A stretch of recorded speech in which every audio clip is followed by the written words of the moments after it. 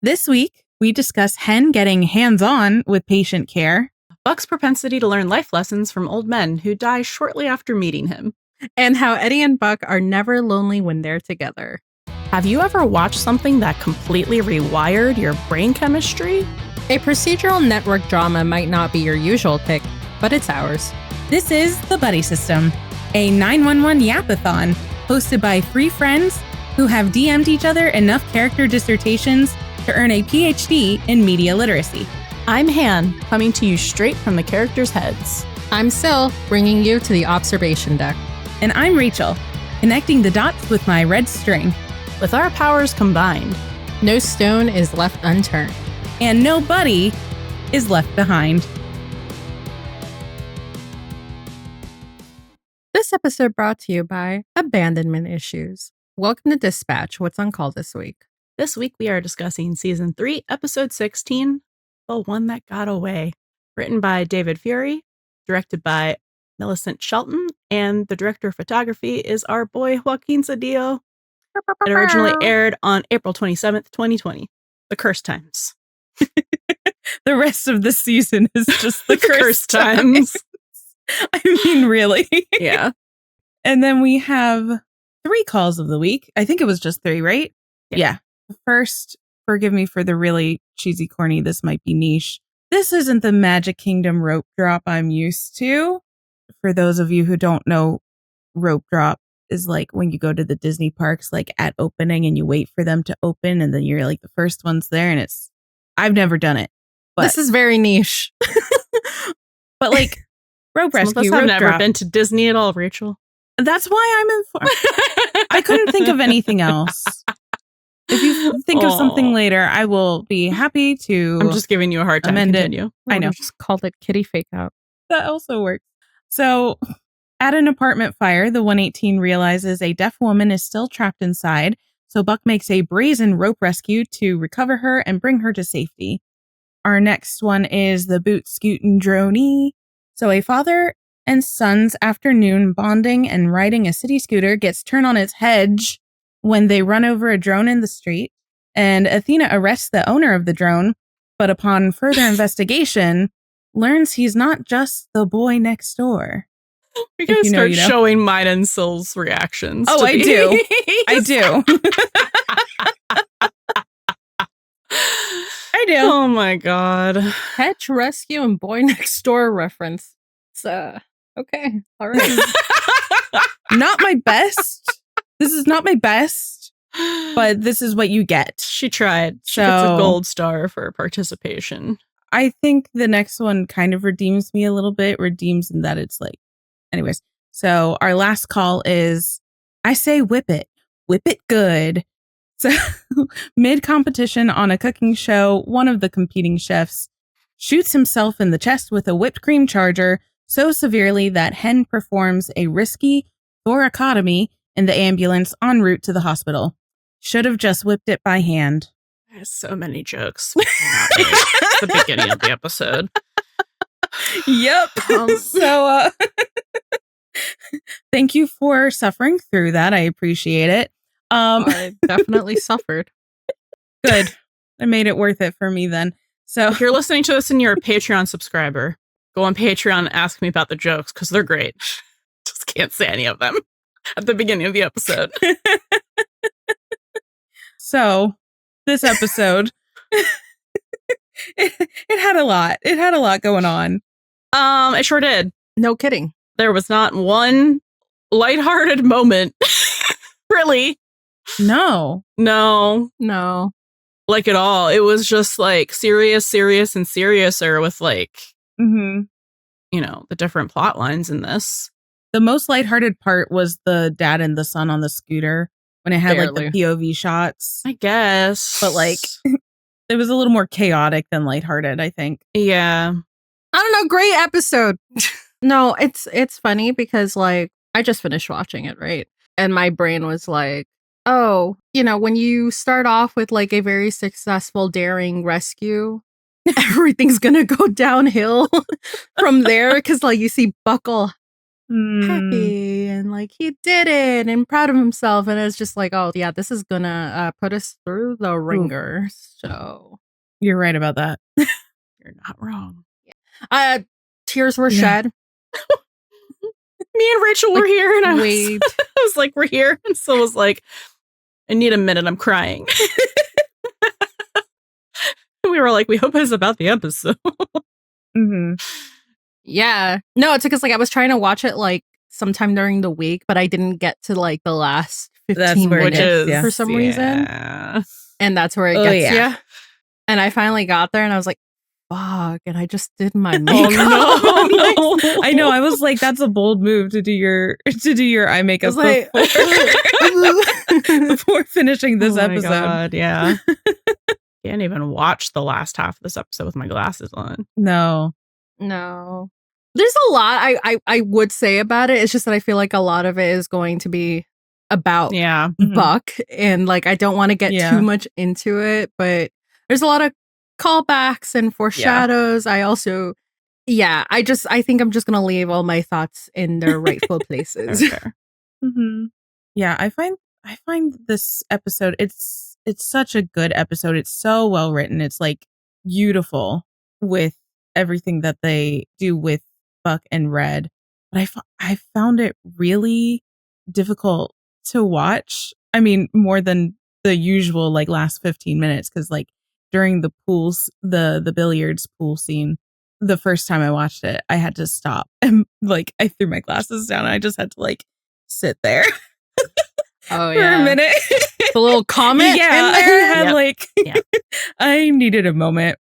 You know, something I don't. So just like, again, because we're watching this with, post season 8 goggles, like everything's recontextualized. Everything. Unfortunately, there's going to be several episodes as we go through where Buck is scared of things that are valid for him to be scared of happening. Yeah, but I think it was really beautifully done, this episode, and just like the weight that they give to everything is handled very well. This is one of my favorite episodes. I know, shocking, because it's a Buck episode. What? I know.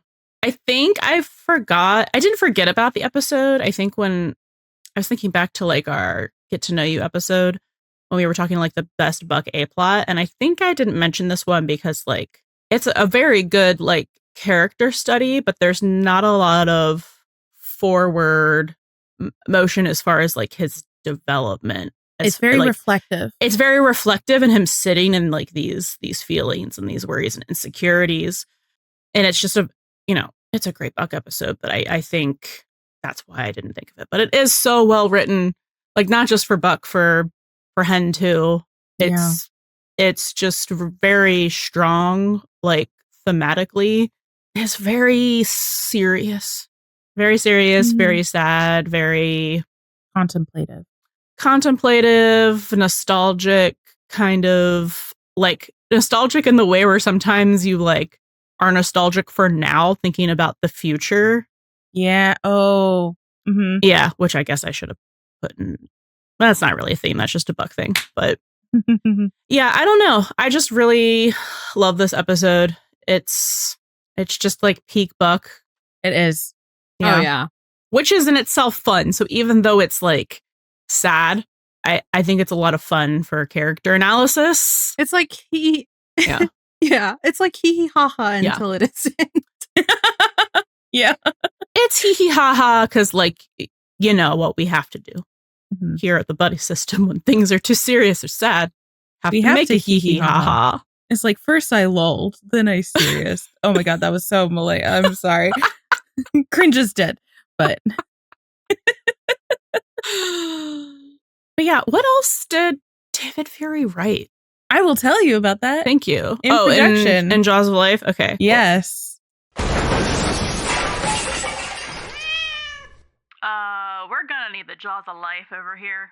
I'll start with some press articles. I found 4 articles, all interviews with Oliver Stark. Obviously, it was a very Buck-heavy episode, so he would be, the person that they want to talk to, right?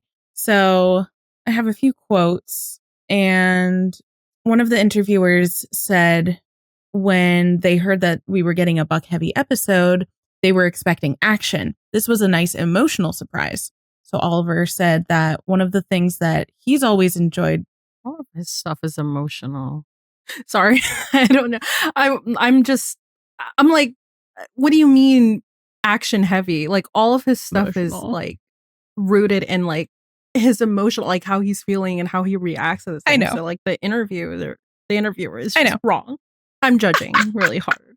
No, like on some of these, I think sometimes the interviewers have like some interesting insight, and then some. It depends who it is, right? And I think some depends who it is and who they're interviewing and what character, and if they understand that character or not. Yeah, and I think I mean, interviewers have like maybe personal biases, like in relatability, not depending on. So it's like I find it interesting for what they do ask, because sometimes it is insightful and sometimes I'm just like, what? So I was expecting action. It was a nice emotional surprise. So Oliver said that one of the things that he's always enjoyed about Buck is the way he can flip between the two. He can be the action hero, but he also has this huge heart.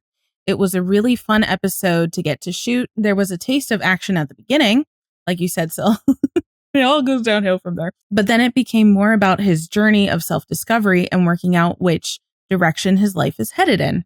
Another question followed up with, this interviewer said, this episode changed the way they look at Buck's interactions with other characters.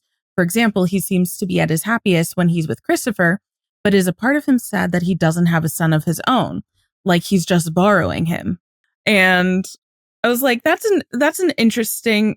It's a very interesting question. Like it's an interesting question because it frames it interestingly. I'm not sure I agree with the idea of that. I mean, they're just like putting it out. Well, I wouldn't say borrowing. And I'm not sure the interviewer like believes that, but I think they're just like putting it out there as like a, an example of like, how do you think he feels? Yeah. So Oliver says, absolutely. Wow, that's an interesting and lovely way to think about it. Often the people with the biggest smiles can be struggling the most.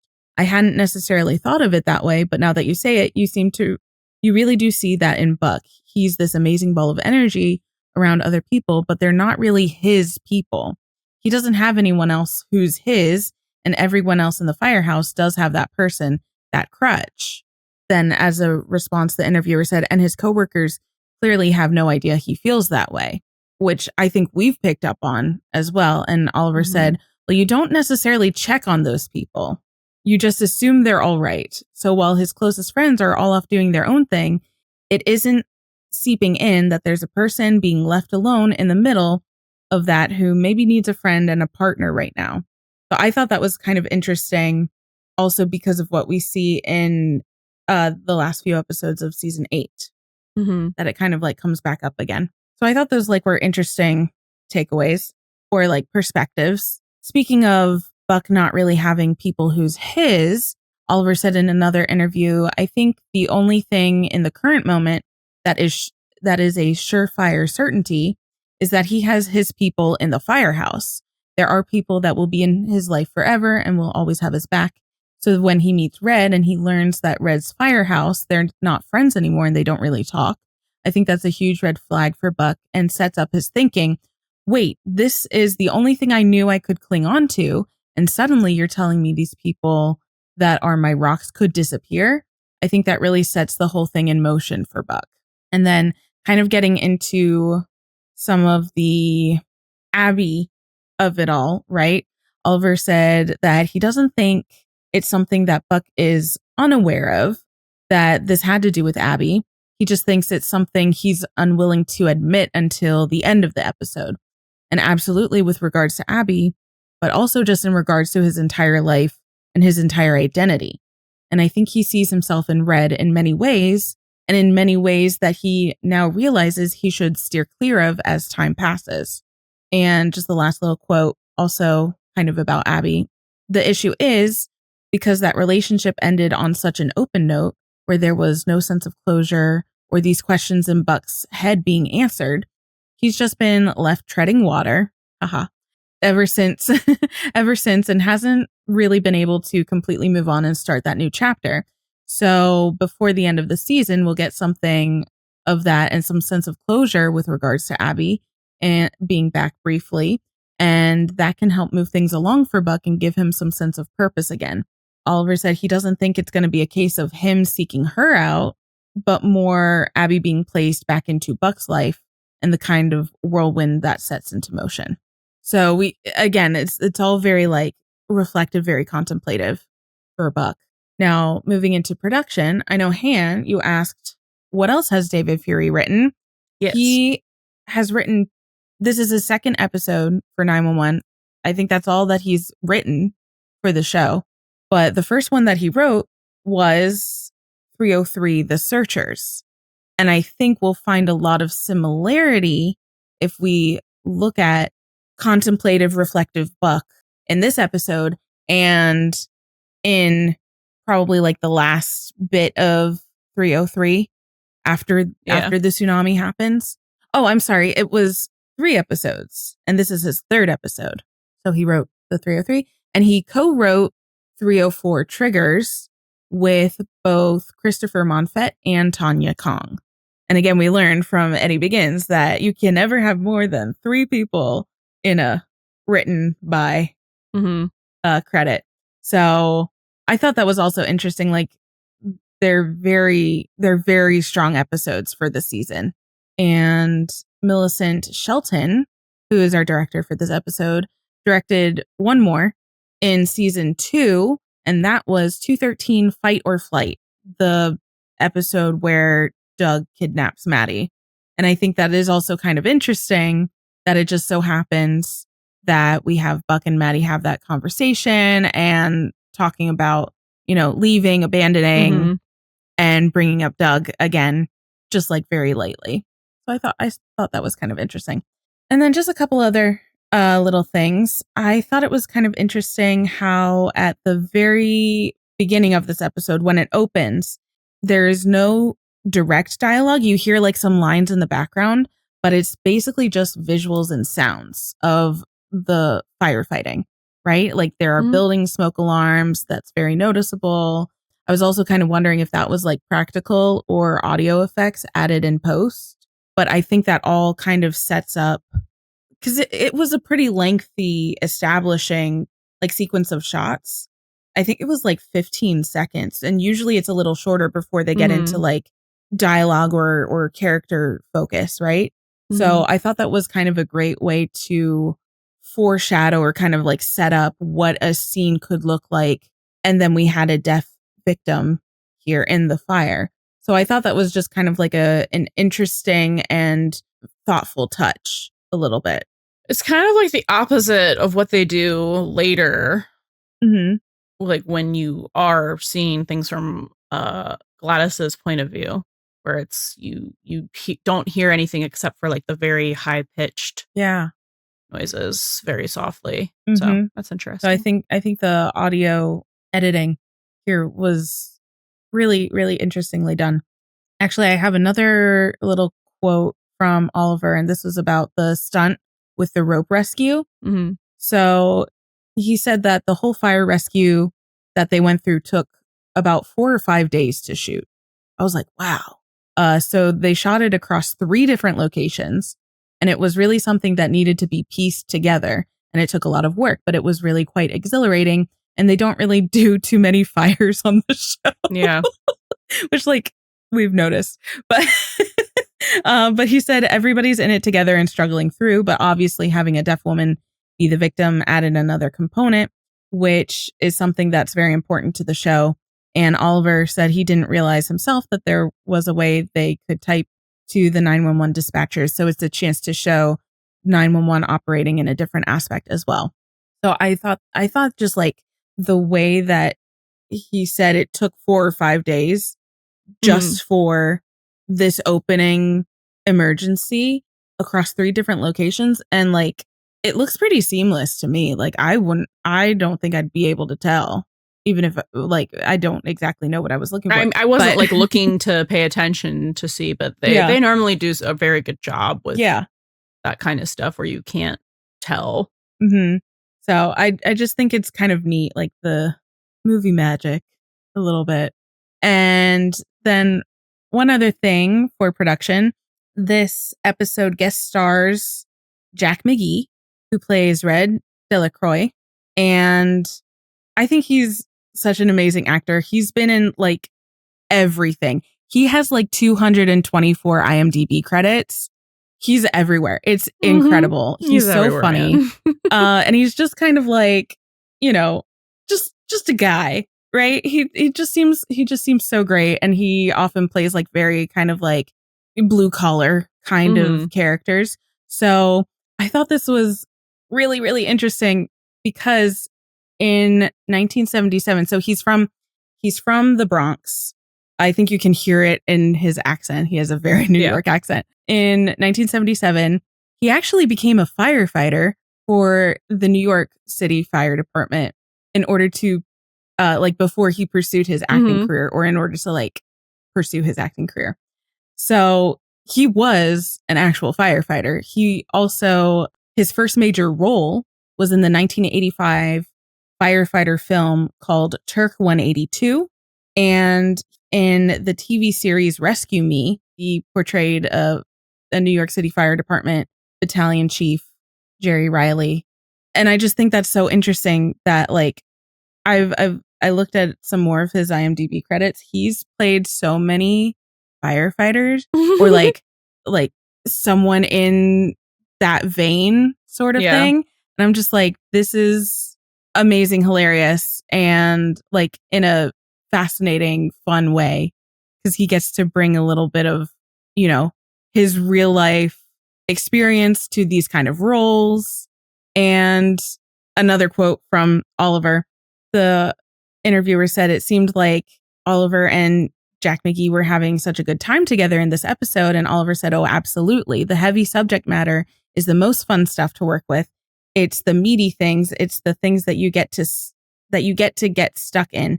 And to work with someone like Jack, who not only has this incredible body of work, but was also a New York firefighter before he became an actor, was such a lovely, informative experience that I'll look on very fondly."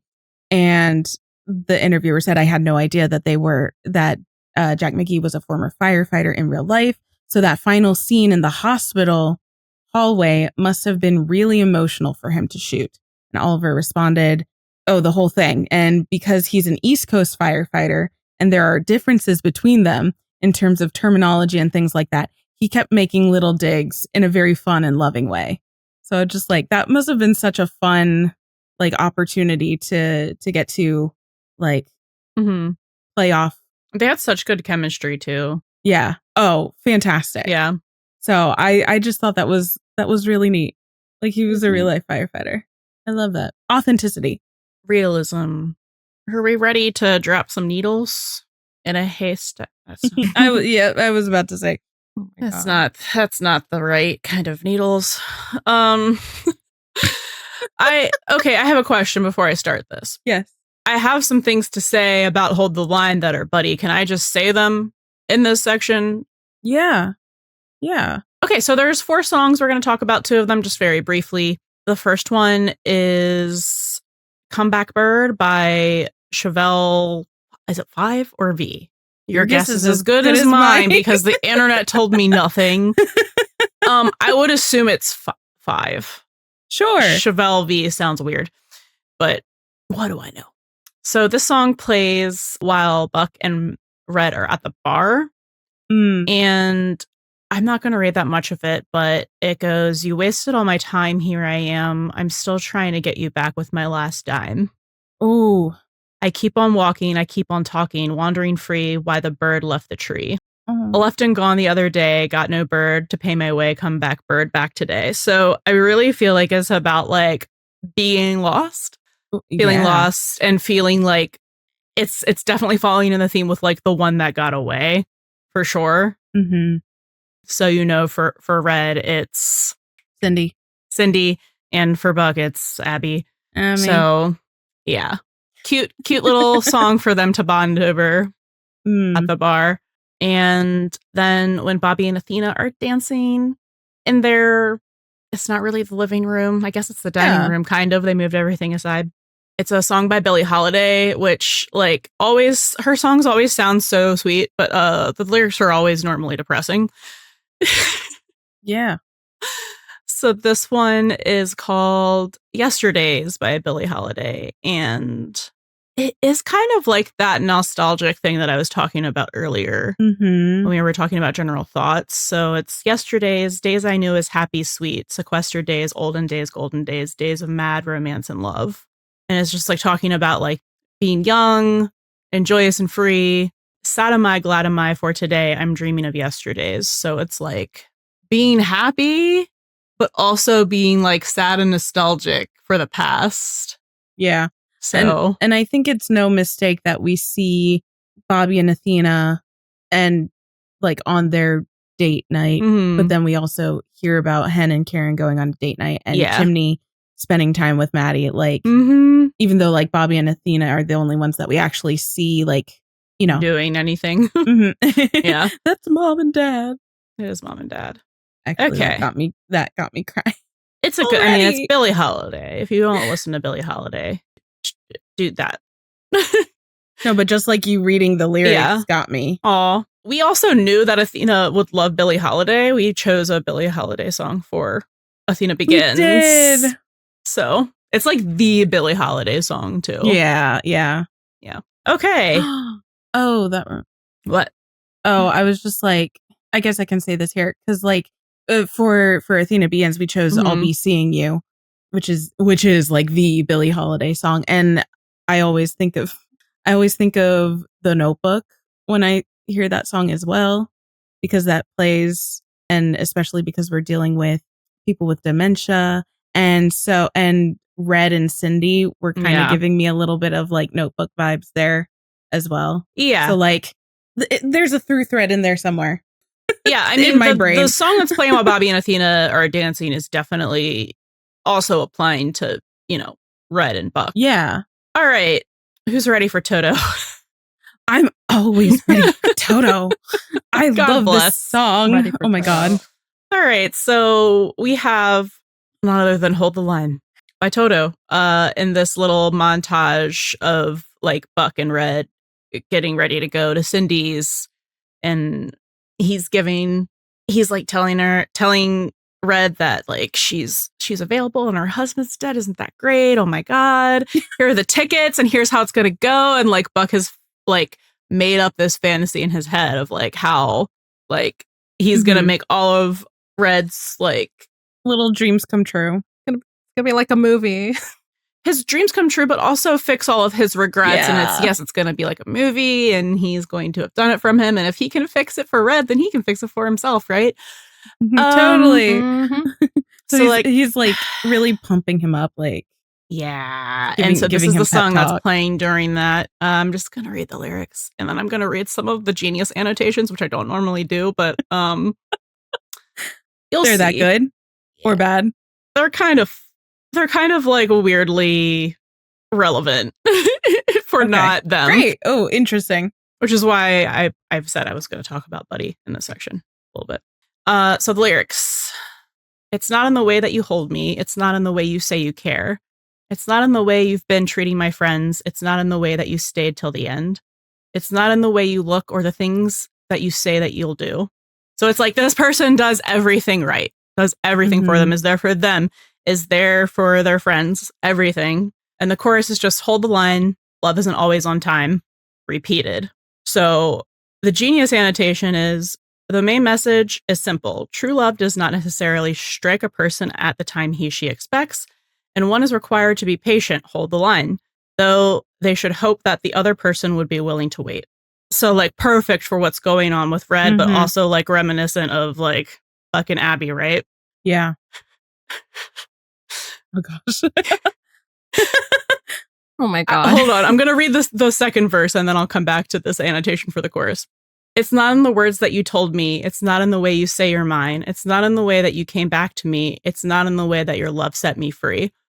This annotation says, considering all the love-inducing characteristics described in the first and second verses, there's absolutely no need to delay reciprocating. Good luck finding a better partner, pal. Jeez.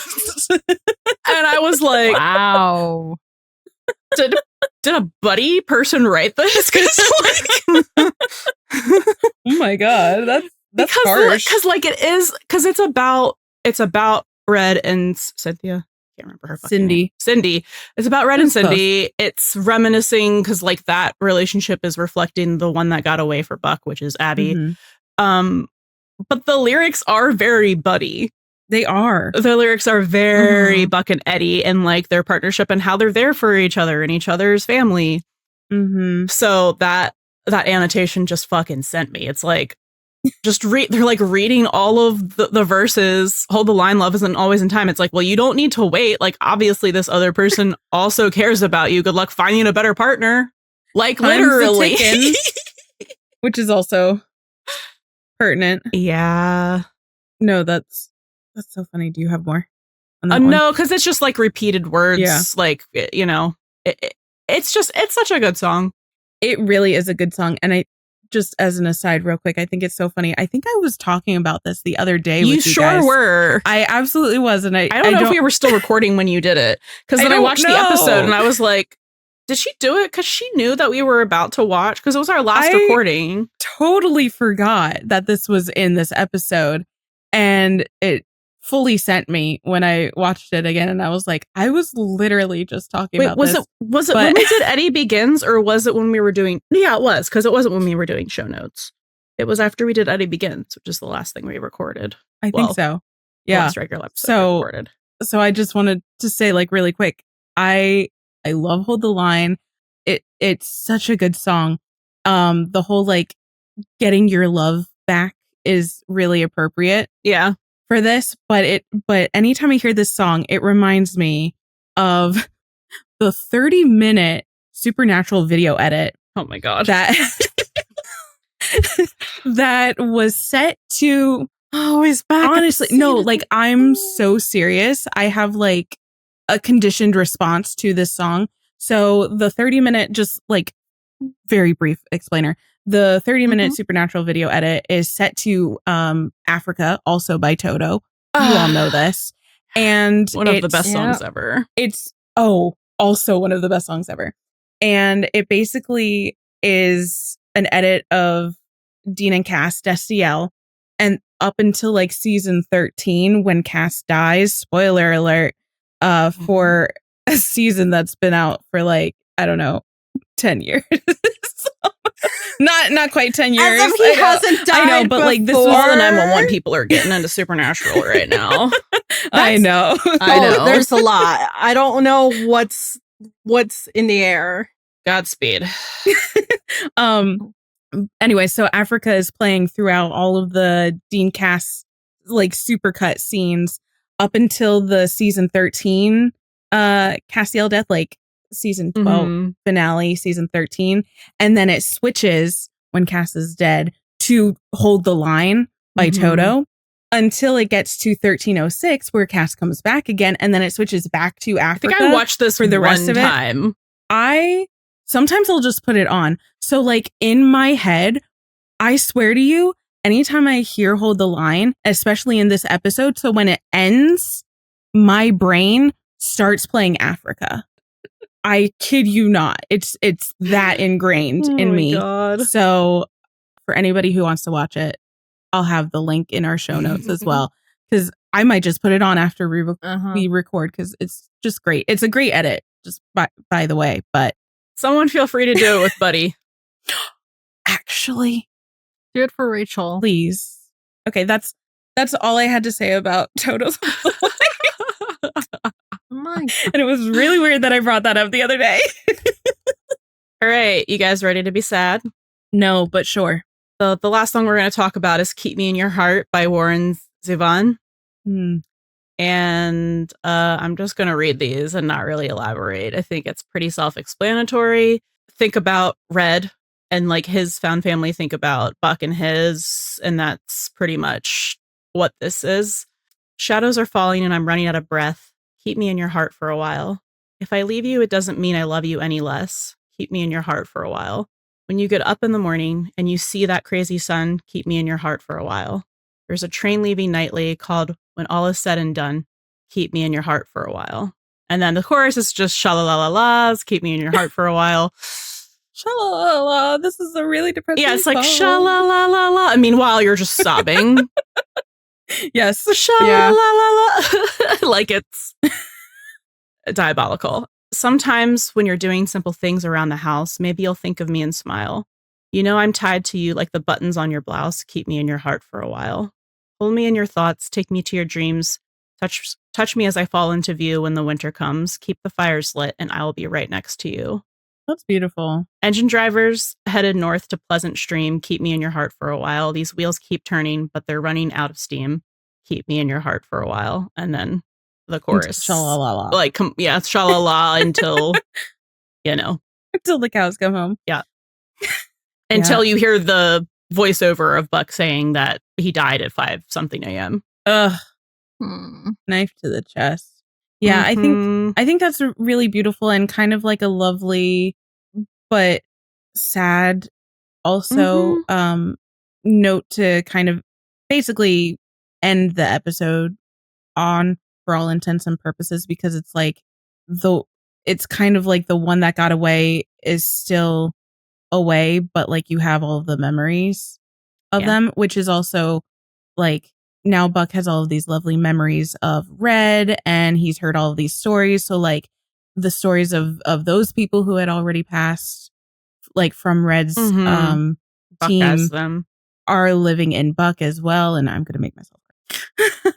Also think it's just such a good song to like reflect, you know, well, obviously Buck, because like Buck and Red are paralleling, but I think, and he's not even in this episode, but Michael and like where he is right now, because it's very much like worrying about like what's going to happen to you and your memory once you're gone.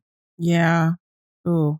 Anyway, on that uplifting note, hopping right into, well, I guess this is appropriately named today, Red String Corner. But I have a really like stupid Buckopedia thing that I don't think is interesting to anyone but me, but on the offhand that it is interesting to anyone other than me, I'm going to share it with you because you are my captive audience and you have no choice. Oh my God. It's literally just like itty bitty. So just like, I have to fact check this. So when Buck brings Red over to Cindy's house and he gives them the envelope, he's like, you're going to need this. And it's the tickets to the Dodgers and Mets baseball game. It has a date on it. And I'm like, aha, I can look at that and see if that's true.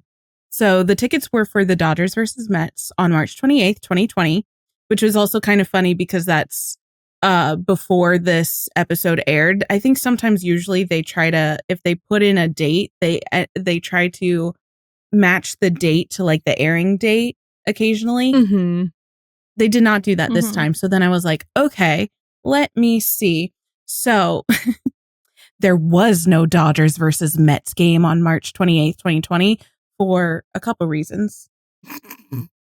Aside from the obvious one is COVID in 2020, so like the season got all screwed up. Yeah. But the original schedule as of August 2019, because they like MLB puts up the schedules a while beforehand because they have to, there's so much. There's 162 games a year, regular season. So the schedule as of August 2019 had the Dodgers playing at home in Dodger Stadium against San Francisco, the Giants, on March 28th, 2020. So they were actually, I think the only time that the Dodgers were supposed to play the Mets during that season would have been at home, a series from August 6th to 9th. Obviously, none of this happened anyways because of COVID, but the Dodgers actually ended up not playing the Mets at all due to the shortened season. So I just thought that was funny. So you're saying if she hadn't had dementia and they were supposed to go do their romantic thing, that it would have been canceled? Anyway. Not in universe, but in real life. It wouldn't have existed because it was a San Francisco Giants game, technically. The more you know. Who wants to go to that? I don't know why I said that. I have nothing against the Giants. I just don't care. So yeah, it's just I'm such funny stuff. such a Northeast baseball elitist. Oh, because it's the best. It's the best in the league. Yes. Hello. Anyway. So I just thought that was really random, interesting to me. There you go. There you have it. I'm done now. Feels like they could have just like looked it up, but I know it's one of those things that could have been like so easily. It's like one of those things when you're reading a fic and they say something and you're like, you could have used Google. but okay, I'll let it go. I think it was because the Dodgers played the Mets in the National League Championship in '88. Yeah. Before the Dodgers went on to beat the Oakland Athletics during the World Series. So I think that's probably why, because it was like the closest thing they could have gotten to that. Anyways, it was a decision that they made, and I was like, but it's not correct. That's all. Oh my goodness. All right. Parallels. There are some. There's a lot. I mean, there's a lot, but I'm not going to sit here and list every Buck and Red parallel. We don't have time for that. They just are one giant parallel. Yeah. Like my note for that is literally just everything about Red and Buck. Like everything. It's why does he always have to learn his life lessons from old men who are dying? I know. I also wrote that. I was like, I think Buck needs to stop talking to old people, especially if they're gonna die right after, because all this does. Hold on, I have to look. He's like 3 for 3. What is the human equivalent of a black thumb? Like, oh my god. Oh my god. Yeah, starting to think Buck needs to stop talking to old people. It makes me and him sad, and him self-reflect and spiral at the same time. It's like, I need you to, I know. Please don't even join like a knitting club, please. And if you do, go for like the one that is probably geared toward millennials and, you know, your age range. Don't sit with the little old ladies. Or the old men, actually. Old ladies. It's not the old. No, they're safe. Yeah. Old ladies is fine. They're safe, but like it's the men who parallel him too much. Thomas I guess. and Mitchell. My God, I forget which was which. I always forget which was which between Thomas. Thomas and is the one who he talks to. Okay, so Thomas and then Red. He is 2 for 2, and he just like imprints on them like a little duckling. And then loses them like immediately. It's very sad. Yeah. Very sad. Which does not help his abandonment issues. We should just know, like, for the future, if we ever see, like, behind the scenes and he's filming and there's a random old man, like, rip. You're going to teach him a great life lesson and then die immediately. Die. Oh my God. Anyway. I was just thinking of Bobby. He's not an old man. No, he's not. No. But technically, that's 3 for 3. Bobby doesn't count. I don't think Bobby counts. Okay, anyway, so parallels. Very quickly, because we can't get into it here because it's not that section. But we have Red saying, "You did this for me?" And all I could think about was Eddie doing the same thing because Buck is this guy. He's the grand gestures guy. He is. So because of that, there's a part in the episode where Athena, I think, is about to get, I don't know, she's at the station and she mentions sob stories. Yes. And I was like, oh, okay, great. So invisible string. I didn't. And also that. Because like I do feel we'll get more into it. She does. We'll get more into it. Yeah. In the Buddy. Yeah, it's when she's in the station and she's like, the is she about to get the will warrant? Hear your sob story. Oh, yeah, when she brings him in. Yeah. I thought it was during the warrant, but yeah. So sob stories, and I was like, oh, okay. And actually, this episode actually kind of feels like the OG sob stories. Oh, because it's like Buck going through. He's got some kind of abandonment issue, and then he's like spiraling about it. Then he fixes it with the grand gesture. It's like that kind of like outline. It's kind of the same thing. It's sob stories, but different. Sob stories, but platonic. The Red version. The platonic Red. It's like that. And then a very serious police case happening. Yeah, exactly. It's the original outline. Interesting. Ooh, So. good point. Good catch. But then we have Maddie saying, "You're never going to be left behind," which is so funny because she does again in season 5. Oh, and Eddie does too in season 5. And then in season 8, Eddie and Bobby leave him behind. Rip. Oh, it's great. I hate it here. Then there's this little parallel of Hen doing a thoracotomy in the field on an ambulance, which is, something that you should probably have a surgeon do, but she does it anyway, out of frustration, understandably so. But, it's one of those things where you're like, in real life, you probably should have gotten in trouble. And then and then it's like kind of like a parallel to like Eddie in 804 when he does the Riboa on the Ambo. I had originally thought he was going to get in trouble. Oh, we all did. We were all worried. So because of the Gerard situation. We were like, Gerard. But it's because it worked out. Yeah. That they're both like so confident in their abilities. Yeah. And I think this opens up that avenue for Hen to pursue becoming a doctor. And then this is opening that avenue. Well, he's always been a medic, but like what we're going to probably see in season 9 is Paramedic Eddie anyway. Yeah. So. Hen and Eddie partners take 2 Electric Boogaloo. They're gonna I think they'll get it this time. They're gonna have some better communication. I think better expectations for the other. Yeah. Sorry, I was having trouble nailing the word. And then just for foreshadowing, all I have is the Abby train is chugging along. Because, it's just, Abby foreshadowing. Mm-hmm. And here comes another one. Here's another one. This whole episode. I think the big ones are just the title, The One That Got Away. And then, the parallel of that with Cindy and Red. And then Maddie saying, "Do you still think about her a lot?" Even Hen gets on it a little bit. Because when she brings the guy in that she has thoracotomied, we're making it a verb now. She's like, "I'm on this train till the end," and we all know, and we all know that it's gonna be I think they knew by this point it was gonna be a train derailment. Because they've said in the article, so that it was confirmed that Abby was coming back. Confirmed train derailment as they were block training. It's like they were block filming. They probably had already started filming some of it, so I'm sure the script was finished, if not almost finished. And then also, I think in the "Keep Me in Your Heart" song, there was a line that you read in there that was the train leaves something. So I was like, trains, but not in the hyperfixation way, just kind of ooh. Not in the autistic way, just actually trains. Anyway. Yeah.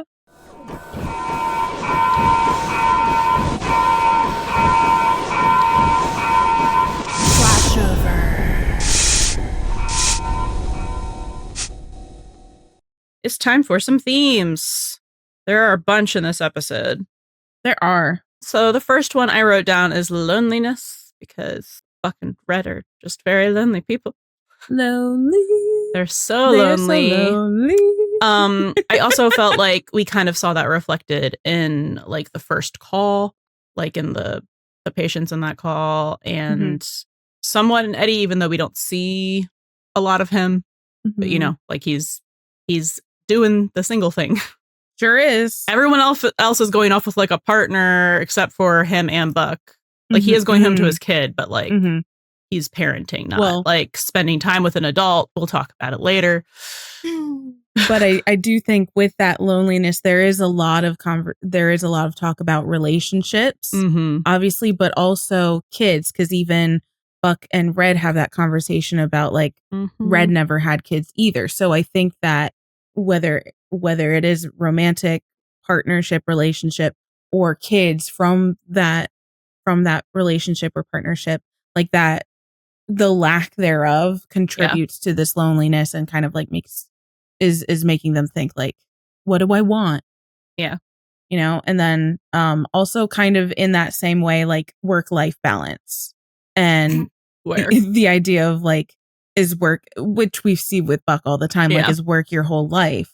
or like finding a way to balance all of that, because everybody who's just getting off of shift is like, no, I have to go spend time with my significant other, because that's how they balance it or try to balance it. Because we see like Hen maybe still hasn't found that full balance when something's weighing on her like that, because she interrupts the sanctity of date night.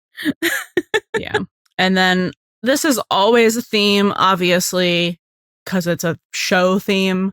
But I think very specifically in this episode, they were drawing a lot of attention to found family and specifically comparing, talking about the found family of fire stations and comparing, the found family of the 118 to Red's 134, I think. Yes. The fight in 134. Yep. And just like the dynamics of like how there are similarities between like regular families and how they're different, where it's like, when you think about a family and you grow up and like, yeah, maybe you don't see each other as often because you move out or you move away, but it's like you still see each other for holidays and stuff because you're related. And that's just kind of like the expected thing. But for found family, because you found each other through, these people found each other through work, it's like if you aren't working together anymore or other things are happening in life, it's like easy to kind of fall by the wayside of seeing those people. And then I have done like winning and losing, and I think we see this with everyone.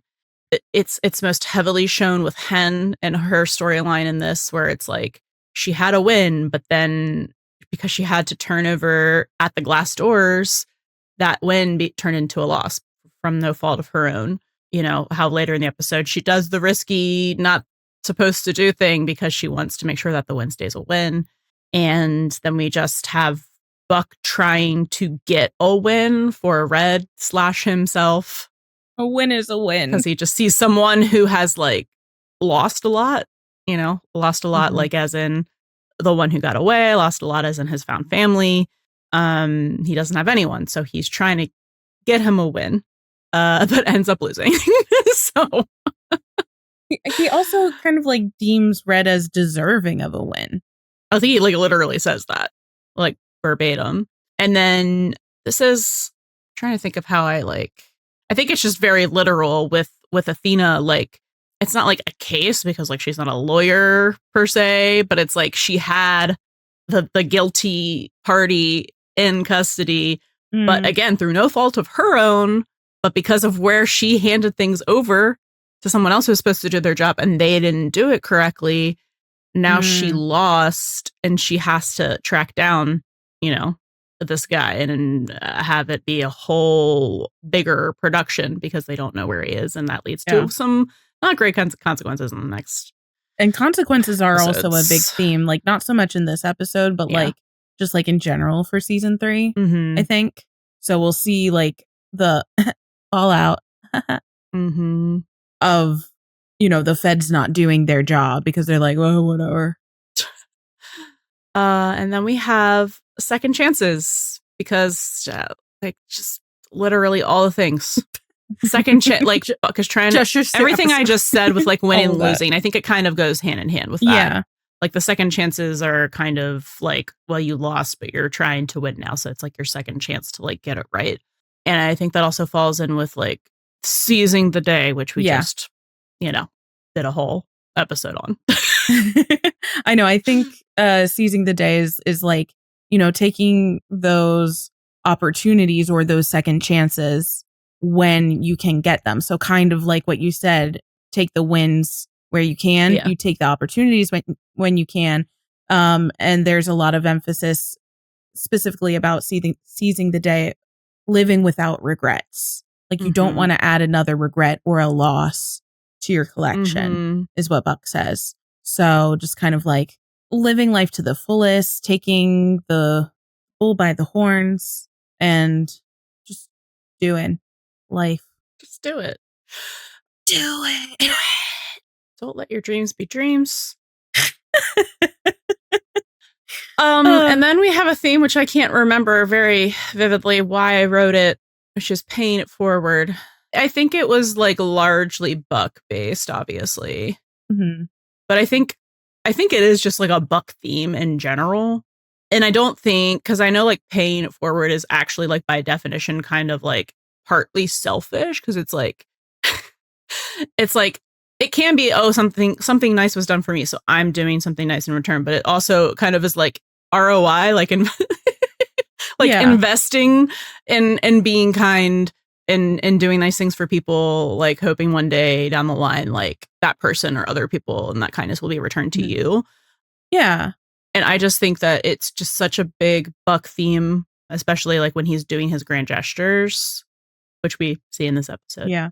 And it kind of like brings into question, is there any such thing as like true objective altruism, right? No. Because inherently, if you do something good, that's going to make you feel good.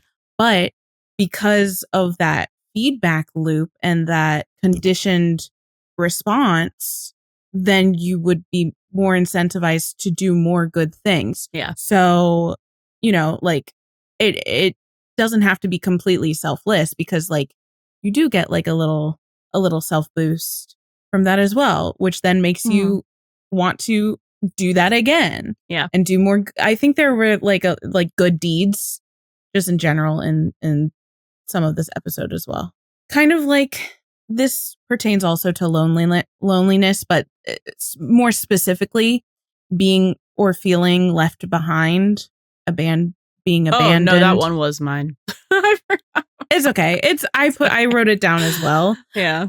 And we see this with Buck a lot. Obviously, he has abandonment issues, but this feeling left behind is something that we're seeing a lot in this episode as well. Like Buck says that sometimes he feels stuck in place, like everyone else is moving on around you. This is just like a theme, especially in the last few episodes as well, especially with Pinned stuck to Electric Boogaloo. But like it was kind of like bringing all of that back into the forefront for a lot of the characters. And this one was focused mainly on Buck, but there's also some aspects of, Red feeling left behind, and just like in general, it's mostly Buck, but there's like a little bit elsewhere as well that I can't articulate at the moment. I also drew it to like Hen and like patient care, because that's it. Like yes. She felt very frustrated that like she was doing everything she should do to set these people up to survive, and because it was beyond her control, because she has to leave them at the glass doors, that like the patient care is like forgotten, that like they're getting left behind when they shouldn't be. Like details, very important details are getting forgotten, and therefore like life-saving details. Yes, exactly. So I think there's also a little bit of a theme of recklessness in this episode. I mean, it just kind of, it comes with the territory and it comes with the job, of course, but we see time and time again that Buck makes these kind of brazen attempts. We saw in Eddie Begins that Eddie was the one that made these kind of like almost reckless moves. The father and son on the scooter, they were being a little reckless, like quite literally. And then recklessness in terms of, I guess, also bringing it back to winning and losing, like the people who weren't doing their jobs is reckless behavior, right? So the doctors who didn't do their due diligence after Hen gave them, all of the information that they needed, the federal agents who were like, no, we don't need to come over there. This guy's like not that big a deal. And it turns out that he is. That is also reckless behavior. It's not like action, but it is being reckless with people's lives, basically. Yeah. And then just continuing our theme of timing. I mean, we literally have the song like Love Isn't Always on Time. And that's the main line of the song. So like time is ticking, time is running short, or especially for people like Red, who was diagnosed with mesothelioma, was diagnosed with this illness. And he said that he lasted longer than they expected him to. So like he's kind of on borrowed time a little bit as well. And then you mentioned this earlier, and I've since kind of forgotten what I wrote this down about. Legacy.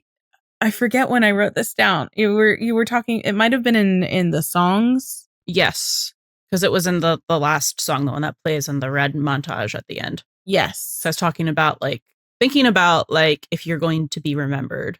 That was gone. it. Yes. Yes. So like how do you want to be remembered? Who will literally who lives, who dies, who tells your story? Yeah. So what is a legacy? We're back. Yeah. We're back. Yeah. I mean, season 3 is just so ripe with Hamilton analogies as well. Like, yeah, it's kind of wild. So yes, you were saying that like who will remember you.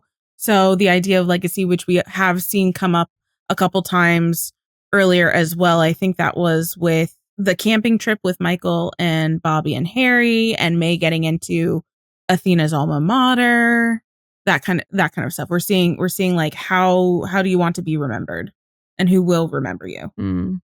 What is your legacy that you're leaving? All right. Shall we hop out of the oven and into the frying pan? Who's cooking? This is my least favorite character and storyline in all of 911. For Athena? Or just for anyone. Yeah. This time, and then when he comes back. Yeah. I hate it. And I'm not saying it's bad per se. I just hate it. It's very uncomfortable. Yeah.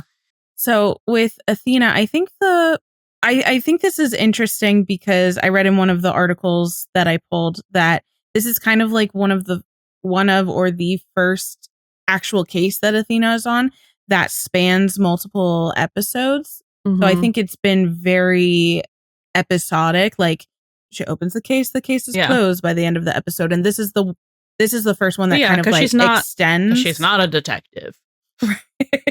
She detectives, but she's not one herself. But we see time and time again, and especially in season 3, like her intuition, her gut, spot on, and she can't really like. I don't think she can really put words to it necessarily. But I believe you can kind of see it when she is at the little drone crash site and everything. And she just like, she doesn't usually like throw the book at people, you know, when she gives them a long list of all of the things that they did illegally. No, it's normally because they deserve it. They really. It's because they deserve it. But she's talking to this guy for like 2 minutes. He's trying to, you know, like obfuscate a little bit because like, most people would probably, but I think she immediately just gets a bad vibe from him. And she's like, that's us. I'm going to throw like destruction of private property, trespassing, operating without a pilot's license, because now we're getting into like FAA regulations. So she's just like, immediately, you're on my bad side, because her intuition is telling her, don't trust this dude. In my mind, her intuition makes the imposter sound from Among Us.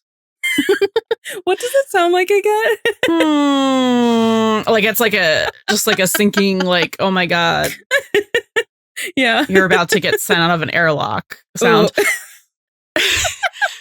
Because like, I don't know, it's just kind of like the face that she makes when the neighbor lady's like, why were you flying a drone over my house? And she's like, that's fishy. That's sus. Yeah. So she always trusts Athena's gut every time. It proves to be correct. Yeah. She's so good at her job because she has great intuition. That's not the only reason she's good at her job, but it makes it all the more dire when, you know, the people that are also supposed to be doing their jobs don't do their jobs. Because when she realizes what's like really going on, and she tries to get them to move, Hudson is his name, to a holding cell or interrogation room, and they already released him. Like, well, they can't just like get him back because they have nothing to hold on him. So it's just like they really lost all momentum here, and it's because of the feds not doing their job, and like now Athena has to pick up their slack essentially. Yeah. Well, and it's like he would have been let go. And if she hadn't said, hey, can we recover what's on this drone footage, and like followed through just on her feeling herself, then he would have just been out there continuing on. Which is scary. But now Athena's on the case. So like essentially Hudson is literally the one that got away with it. Yep. For Athena. And we'll see again kind of like in the next few episodes and into, is it season 4 or season 5? It goes into season 5 is when he comes back. But she's still dealing with the aftermath of the attack in the beginning of 4. Yeah. Yeah. Ooh. So yeah, he's literally the one that got away. And, you know, Athena's kind of a dog with a bone. She's not going to let things go because she wants to put that in her win column. Right? Like she wants to make up for that loss. And she's just stubborn. Oh, stubborn. Yeah. Like some other, literally everybody else in this episode. Yeah. But I was just thinking specifically, I love my Athena and Buck parallels. Oh my God. Yeah. I don't know what else we can say about Athena. Anything with Bobby, her and Bobby, date night. Super cute. We kind of said it. That's more of a hen thing. Yeah. There's no like forward movement. It's just like, she's just there to be like, girl, you need to step up your game. Someone had to tell her. Why are you interrupting my date night with interrupting your date? What are we doing? Like, she's not. And you left her not in the entertained. car. She is not amused. She is not empathetic right now. She's like, get out of my house. Oh my God. I love when she's like, try Googling jewelry. Like, yeah. But you need to take a couple more steps instead of just like your wife is alone in the car during date night. Do better. Yeah. Okay, I guess we can. We're in hen now. Hen territory. Oh, well, great transition. So hen is obviously a lot of, and Bobby brings this up towards the end of the episode, a lot of, I think, what is motivating her to make sure her wins stay wins is the loss that, you know, could have been prevented. Not by anything that was her fault, but, you know, I think she's just trying to be like extra vigilant and like go over and beyond, you know, what she normally does to just like be better than she was before. Yeah. So this is obviously still kind of like some of the consequences weighing on Hen's mind from 308 malfunction with the cello player, the cellist, which Bobby astutely points out at the end of the episode as well. But it is a little different, right? Because this time Hen's faith isn't shaken in herself, but her faith in the hospital system is kind of being trampled all over, right? It's not the first time, or it's not the last time we'll see it for sure. Yeah, exactly. It's just like all of a sudden, because she's been so vigilant and because she is so competent and good at her job, that she knew what other people like this, Anton's other like GPs had been missing, right? And she knew what it was, like just like that. We know, like, especially from Hen Begins, that when Hen sees an injustice or like a negligence of patients, because as a pharmaceutical rep, she was still in the job of like helping and healing people, right? So when she sees an injustice or negligence of patients, she can't stand by and just watch it happen. So she ends up making big sweeping moves or sweeping changes, career changes also. So we're kind of starting to see this trickle in with like the, you know, Dr. Wilson sounds pretty good. So it's kind of interesting that that those career changes, because we know it's going to happen later on, are kind of sparked by similar instances of people not doing their jobs or not doing their jobs well. So I think that's kind of like interesting to bring it back to like, you know, the core of Hen from Hen Begins as well. She makes this catch at the first call and communicates it to the doctor, who like very obviously was just like, yeah, sure. Yeah. Wait, quick question. Is He's not the same guy that we see in the No, I second, think it's different. After the I think it's a different guy. From what? The first nurse, when she's telling all of Anton's, like, it could be hypercalcemia, whatever, and the guy that's being bitchy. Yeah, with the thoracotomy. It's not the same guy? I thought it was the same guy. No, it's a different guy. Different guy. Okay. All right. So he's not really paying attention. It's, you're getting the vibe that it's like, because he has a higher knowledge of, medical things, that he's like writing her off. Not really paying close attention, because it's like, well, we'll figure it out. He's at the hospital now. Or at least that's the impression I got. Especially in hindsight, when she shows up at Bobby and Athena's date night, storms into their house uninvited, and is like, Bobby, I heard on the radio that someone from that fire died. And Bobby makes the call, and they figure out that, yeah, the guy died of the thing that she tried to warn them. Save him from. Exactly. And, this just sends her on kind of a spiral.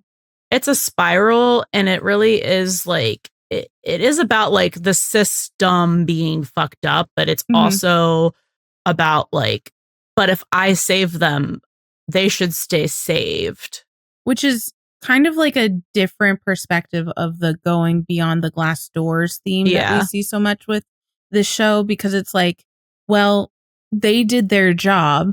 So they hand it off to the nursing staff and the doctors of the hospital, so they don't go beyond the glass doors in that sense, because it's like they did what they could. It's all in their hands now.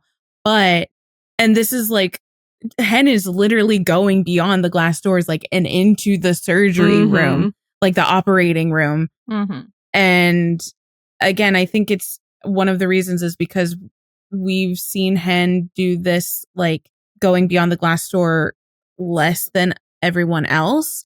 But because of everything that happened with the cellist in the next episode, when she sees Stacy, her life coach, again, and she gets like a fuller picture of like what Stacy has been able to do because Hen saved her life that she didn't know otherwise. Like, that gives her a new insight beyond the glass doors that I think kind of play into this a little bit as well, like subconsciously. Yeah.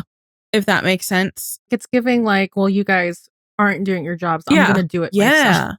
Yeah. And it's because Hen is also using her intuition, but in a way that's kind of like, it's kind of different than Athena's gut instincts, right? I think Hen's intuition or instincts are a little more like evidence-based because of how learned and educated she is about medical stuff.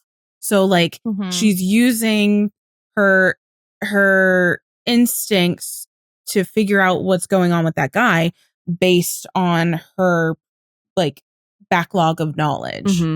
And Athena's was mostly like just on vibes. Like, does that make sense? Yes. I think we've talked a little bit about this before, but I really love seeing like how they operate instinctually, but differently. I do kind of want to get into a little bit just that scene in the ambulance with Chim where he is like yelling at her, pleading with her to not do the thing. And she is like, no, I'm doing the thing. So like, get on board. I'm doing it. And he's freaking the fuck out. Yeah. And like, we know Hen is so headstrong. Like when she decides something, she's going to do it. And there's no stopping her. Yeah. And I don't think Chimney was saying all of this, like really dissuading her from doing that because he doesn't have faith in her. I think the opposite. He has all the faith in her, but I think he was kind of trying to prevent another like malfunction. Yes, because it could have gone so wrong so easily. And you saw how that destroyed her. Yes. And like also like he doesn't want her to like be liable. Yeah, exactly. To like, potentially get like suspended or sued, maybe. Yes, exactly. So he's like, oh my God, be smart. And it's like, I think technically, actually, I don't know what the hierarchy is like with paramedics, like because he's so much but he should like kind her of senior, like shouldn't she be listening to him? I don't know. Yeah, I don't know if they're like on the same level or... Yeah. We should ask somebody. I'm not sure, but it is just like really interesting because you don't see them like at odds like that, especially like on calls. Normally they're just like so in sync with each other. So to see them like yelling at each other, like, no, no, no, no. And it's like, she's not putting herself physically in danger. Cause like we see that sometimes with like fucking Eddie being like, yeah, what were you thinking? Because it's like you were actually putting yourself in physical danger, but he's thinking about her like mental health and like her job security. And yeah. And this is another example of recklessness, right? Yeah. Because it is a risky move, both from a practical saving a person's life standpoint, but also risky and reckless, as in like she could possibly potentially like lose her job for this. She has to like not let go as she's holding this guy's like the valve of his heart, which I also think is kind of significant as well, because Hen having difficulty letting go, essentially, you know, our other favorite series theme, Let Go, kind of to me brings it a little full circle to Buck not letting go of Abby and Red reliving the good memories instead of like moving forward. So Hen is physically stuck holding this guy's life and heart in her hands, and like Buck and Red are stuck with their hearts as well a little bit. So we see her get, you know, shuffled into the OR, you know, with the guy because she has to be there because she can't let go. And the doctor who's doing the surgery, like, is like, you can let go, doctor. You can let go, doctor, because assumed that like anyone who was just cutting someone open in an ambulance like that was a doctor. But no. And then I don't even think she sees her come in, so she wouldn't have known. No, she wouldn't have known. No. And snarky McJudgerson over there was like, she's just a paramedic. Rude. And the doctor's like, well, good job, firefighter Wilson. Like, just like, rules are, well, you know what they say about exactly. rules. Meant to be broken. Meant to be broken in circumstances like this. And I kind of think like having both of those different perspectives from the surgeon and the nurse, you know, where the surgeon is being very like respectful of Hen and the work that she just did in saving someone's life, which is the most important aspect of this. And then this other guy who's like looking down at his nose at Hen because he has like probably like a god complex about him, let's be honest, is going to be very much the kind of environment that Hen will see when she gets into med school, right? There's going to be those mentors and doctors that are going to be very like supportive and have the right perspective, because we also see a lot of stuff about like new perspectives in the season as well. And then you're going to see the people who like don't care as much or care more about themselves than they do about their patients necessarily. So it kind of gives like a little sneak preview. And we know Hen falls into the category of people who have their head on straight and are doing this for the right reasons. She'd be one of the good ones. And then the last thing with Hen in this episode is the 118 got her like a white doctor's coat to kind of like congratulate her on the win, but also to like rib her. And she really likes it. And she likes the sound of being called Dr. Wilson. And you can see the wheels turning. And, you know, Bobby says a thing that we brought up earlier in Hen's section, which is just like, you're still thinking about the girl, you know? So like, no harm, no foul this time, but don't do it again. Basically. Yeah. But that's going to ruminate in her head, just like, well, I can't do that again. But like, what if I could? What if it was my job to? Yeah, we really see how these kind of instances stick with Hen, like to her bones, kind of like it just stays with her for a long time. I really thought with Hen's storyline with all of this that it was going to go kind of in the way of a character from Station 19, but like kind of just slightly different like way of getting there, because like he started out as a doctor and then became a firefighter. Oh. And then he got them able to like get like a med car for their station that was more equipped with things to like do in the field that he was, you know, able to do. Oh, that's interesting. And I really thought that they were going to do that, like have her go to med school, become a doctor, but come back because like she wants, because his whole thing was like he became a firefighter because he was like, I want to be able to like save them sooner, because sometimes by the time they get to the so kind of hospital, it's too late. The opposite. Yeah, because like he started as a doctor and then was like, I want to get to them sooner. Or the reason is yes, yeah. But I always thought that she was going to go back to firefighting because duh. But like I thought that she was going to like get, you know, I would have liked to see that too, actually. become a doctor and then come back. So I wonder, isn't one of the characters, the new characters from Nashville, a surgeon I think firefighter? One of the I think that's, I saw someone talk about like tweet, but I had no context for. Yeah, they were taking point from like something from Station 19. Reheating. Yeah. Oh. Yeah, and Station 19, like I guess listeners, if you don't know, is a spinoff of Grey's Anatomy. So like the doctor / firefighter I'm talking about was a doctor first on Grey's Anatomy. Oh. Yeah. That's the through line. Yeah. Yeah. Which nice. I wish the spinoff show that they would make would be like a doctor show. And then like in LA. And then we could have the through thread, because it is really cool to have the like cases, and it's like, but we can go beyond the glass doors with them and figure out like see what happens with them still. But I digress.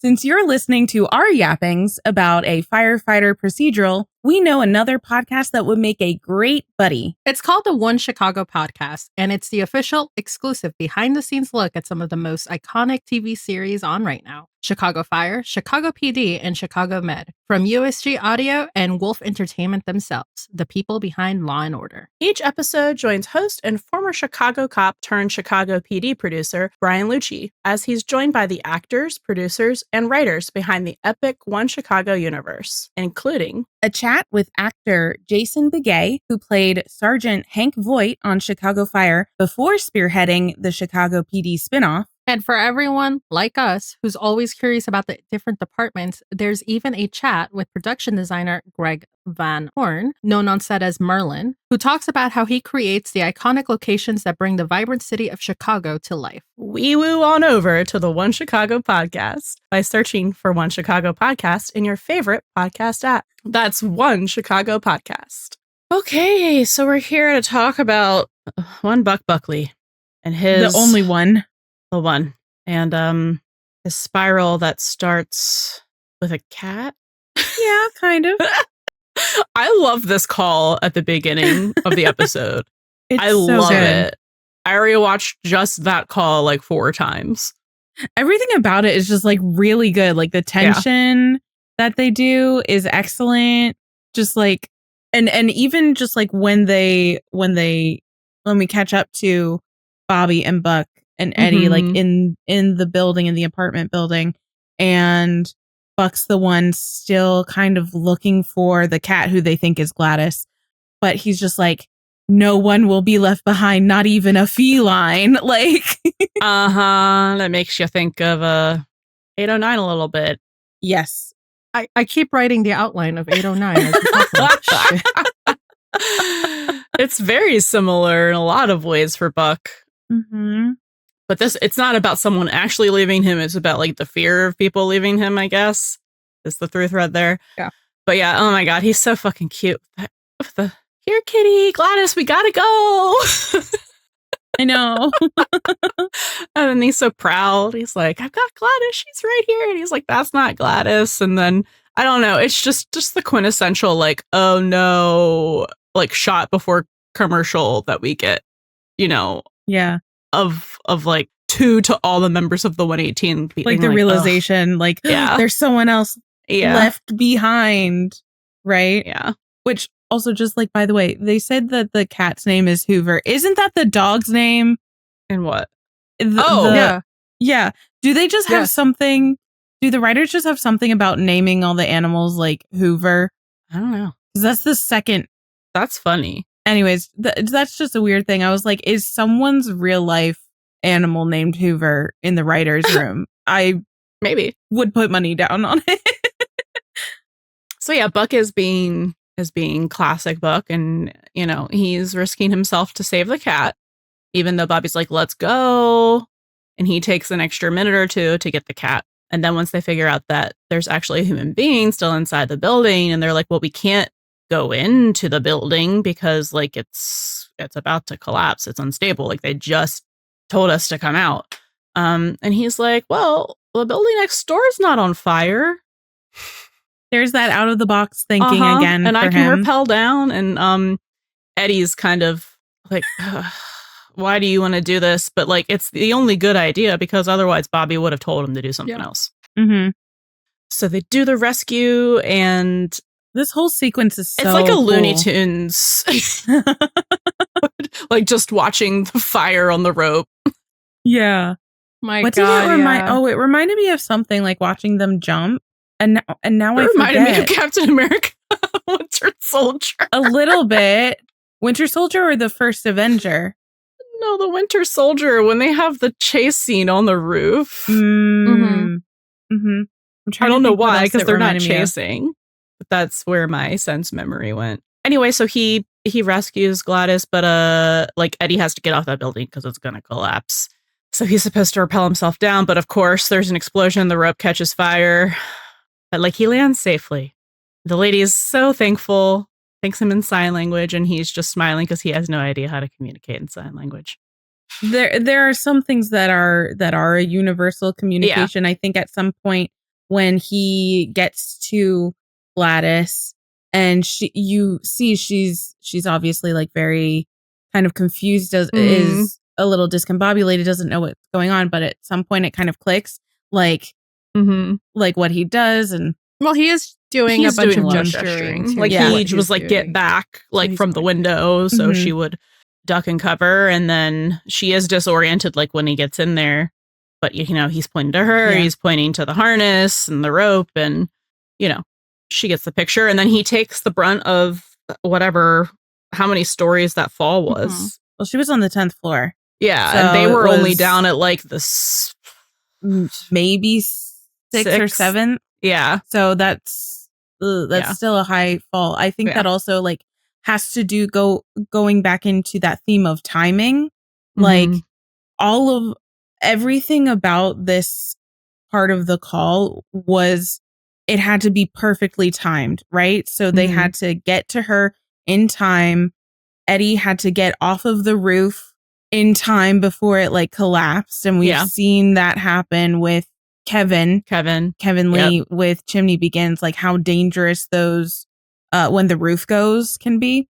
And it had to be perfectly timed for them to blow up the mattress on the ground as well, because they were holding on. So like you could see Buck seeing the rope starting to catch fire and fray, which like, first of all, you would think that it would be more flame retardant, but that's beyond the point.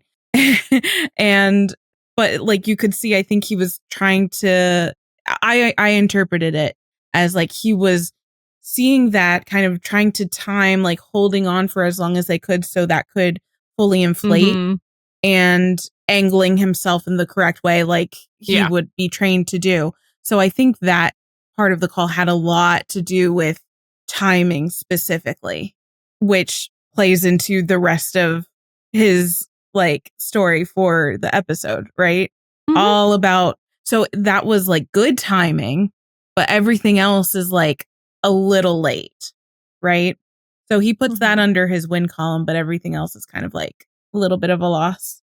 It's kind of similar to like what goes on with Hen and Athena. It all very much mirrors each other, because they're like, I got the win. Oh no, wait, it's a loss. And then the rest of the time they're trying to get the win back. So yeah, so Buck is so excited because like he has all the adrenaline from doing his rope rescue, and he's so excited because like it was a huge fire and no one died yet they know of, and not because of anything they did. Yep, he's like, so I'm gonna take everyone out, like my treat. And everyone else, of course, like has a significant other and is like, sorry, except for like Eddie, who was like, you can come hang out with me and the 9-year-olds. And he's like, no, we'll have a drink in your honor.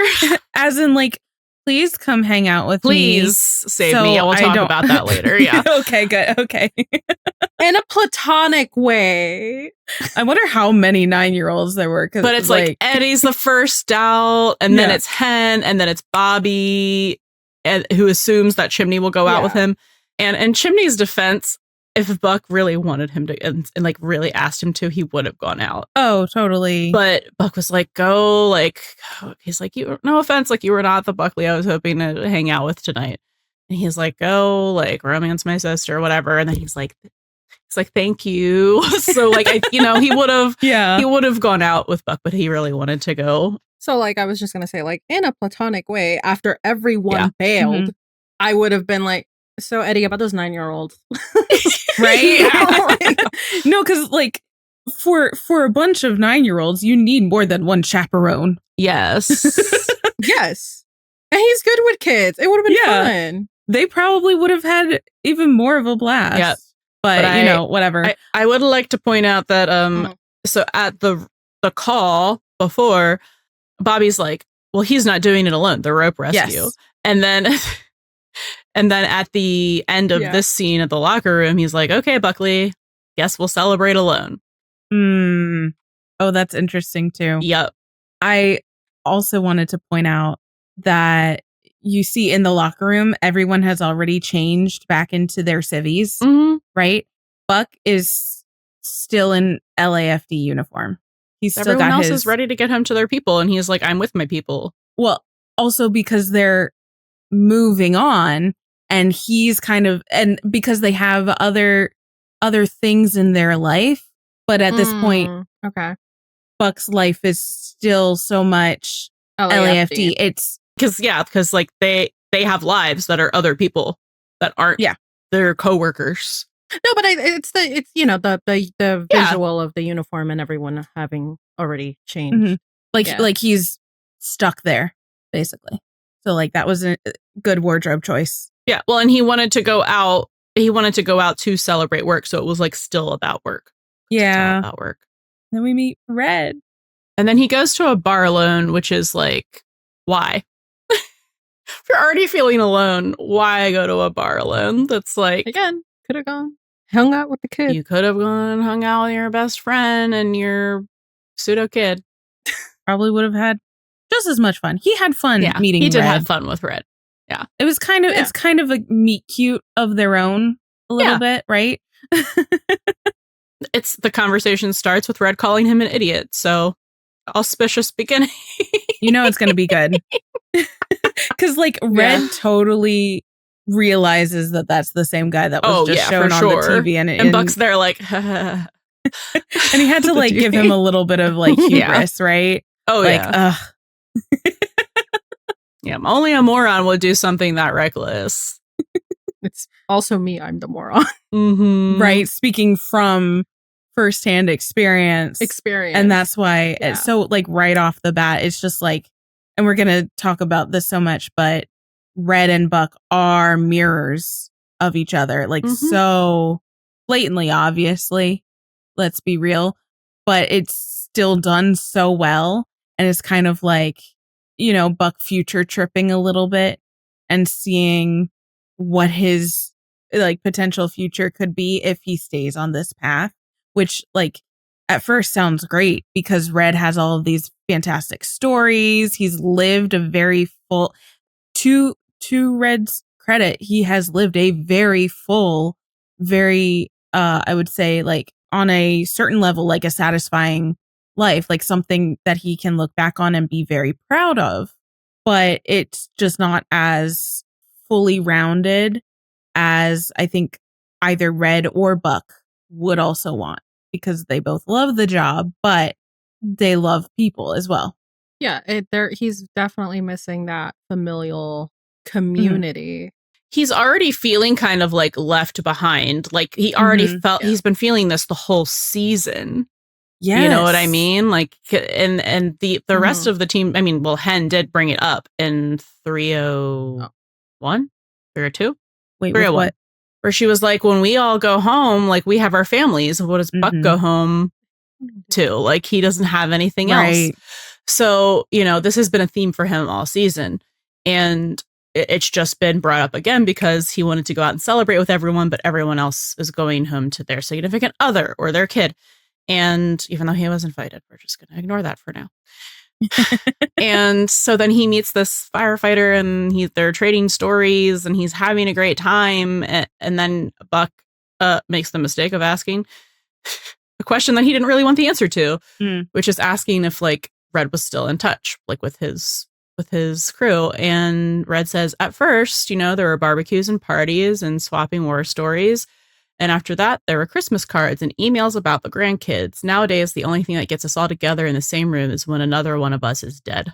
We're all going to go eventually, kid. You just don't want to be the last one left. So uplifting, so positive and optimistic. It's literally like if Ghost of Christmas Future Buck came back to like... Don't be like me, kid. Like, yeah. No, like it absolutely is. Thought of New Girl.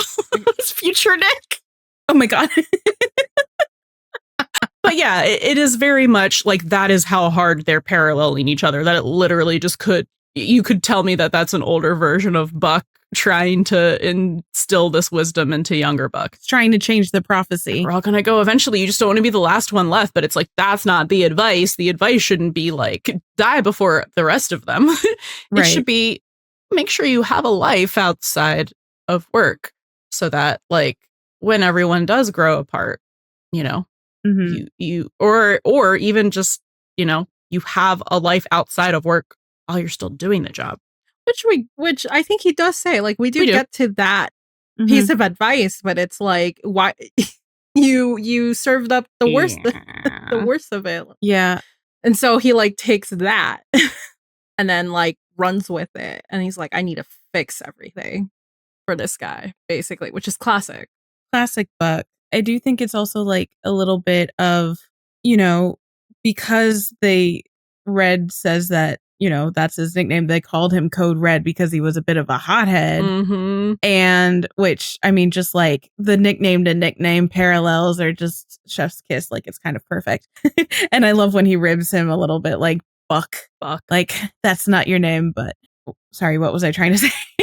The whole like, you don't want to be the last one left, but there's also an aspect of don't necessarily feel like you have to be as reckless because, oh gosh, what am I trying to say here? Like something about you want to have, hang on, this will actually go in slow burn. Sorry, thank you. It's okay. So Buck is like, I don't know why he keeps asking questions again that he doesn't want the answer to, but he's like, no grandkids for you. And Red's like, you'd have to have kids. And then says like, I always thought I'd get around to it, but it just never happened. I was too consumed with the firehouse and being the best and saving lives. And it's hard for a woman to compete with that. Yeah. I mean, it is when your priority is, let's just say work. It's hard for anything. But think about his last relationship. Yes. And why it ended. Mm-hmm. So I found it really interesting because like, he already clocked the picture of Cindy, right? At this point? When they're back at Red's apartment. Yeah. Oh, you mean when he says that? Yeah. I think that conversation when does he say hasn't happened yet.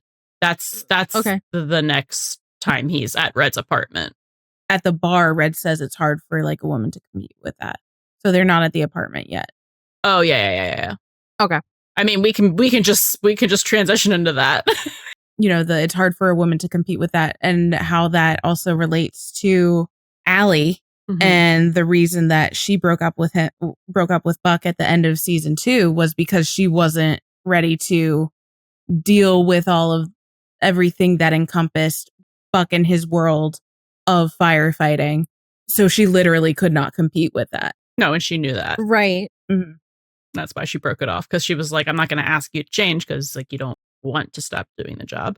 Buck takes Red home because like they got wasted, and Buck is the kind of person who would walk an old lady or an old man across the street.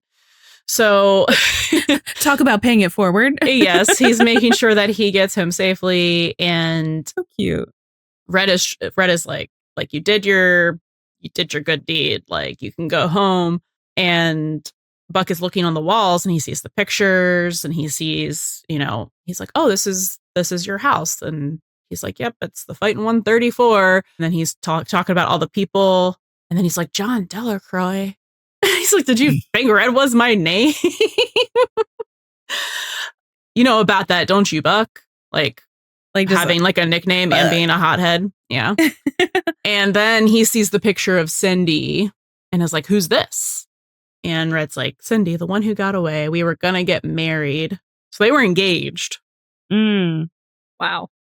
When we see the picture of Cindy, so I don't know, probably color grading, but it was it just seemed like they were very like casting wise, or like whoever these two people are, she kind of looked like Abby to me a little bit. Yeah. And he kind of looked like Buck.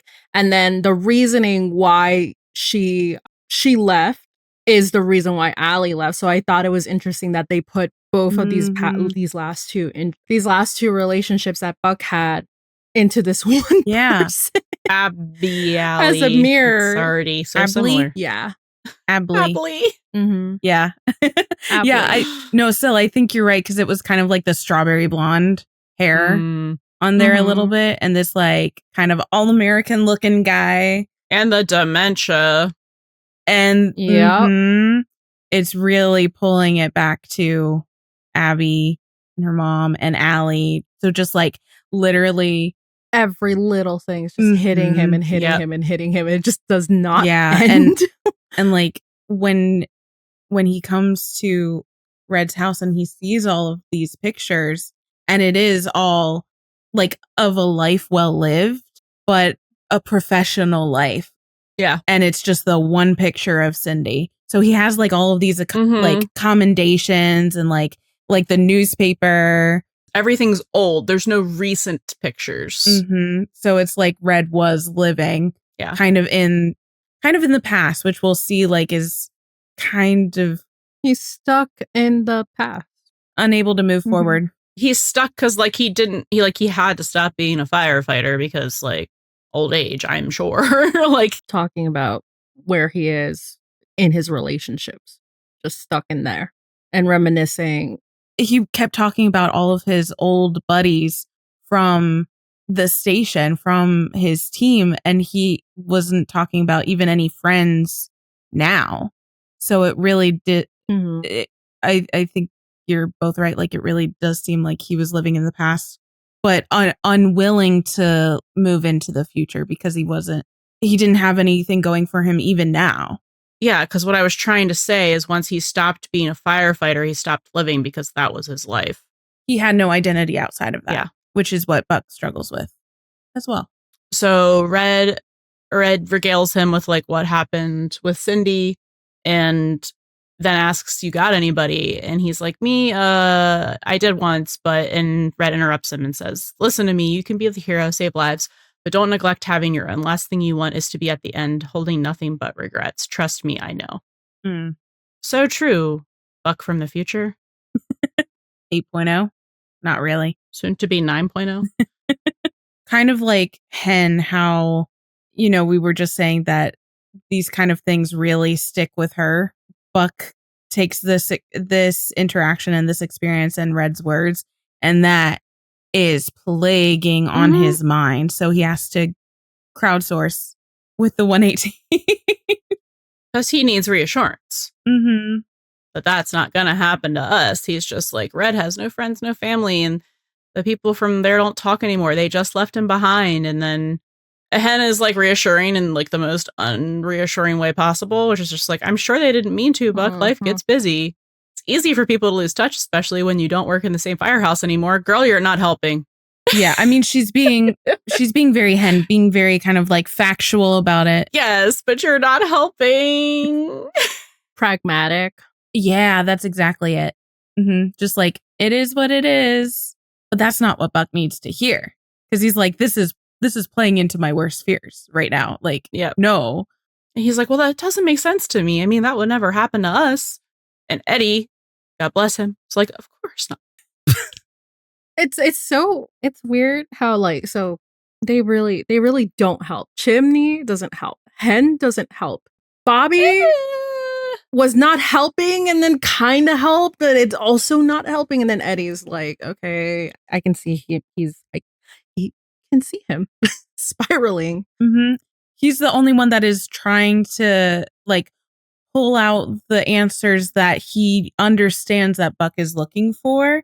Buck needs to hear. Yeah. But he's like, you know, he's trying to do that and he's trying to get everybody else to like, yeah, that would never happen to us. And they're just not like picking up on it. No. Quite. And it's just like, it was a really good attempt. He tried. He did. He made an attempt. It was a good attempt. And nobody else did their jobs.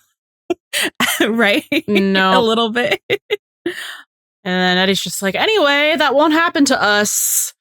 Just like exasperated with everyone else. And Buck very threateningly is like, better not. No, he meant that as a threat. Like, no, it was. He's like, my friendship with you is a threat and a promise. At you specifically. Yeah.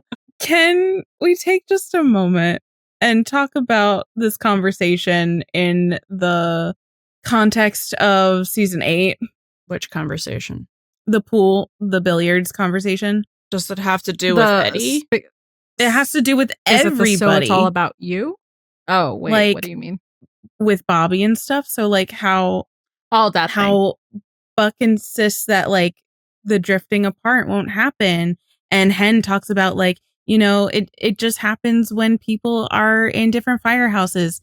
And then in season 8 and by season 8, I mean specifically like 8:16 to 8:18. So like we learn in 17 or 18, I think it's 18, that Buck is the one that put in for the transfer. So he would have been the one to like, quote unquote, leave everything behind because he was feeling left behind. And even after Bobby's death, like Buck was the one that was trying to keep everyone together, which is a very typical like Buck MO. Like we even saw when Eddie was in El Paso, like he was keeping in touch with him, but he was trying to be the rock for everybody, but feeling like they didn't need him because they were all dealing with it kind of on their own or with their significant others, which again, Buck didn't have at that point. So it's like, and then of course there's like the Bobby retirement. We'll retire one day. And Bobby's like, do you know something I don't know? Me watching, I'm like, yes.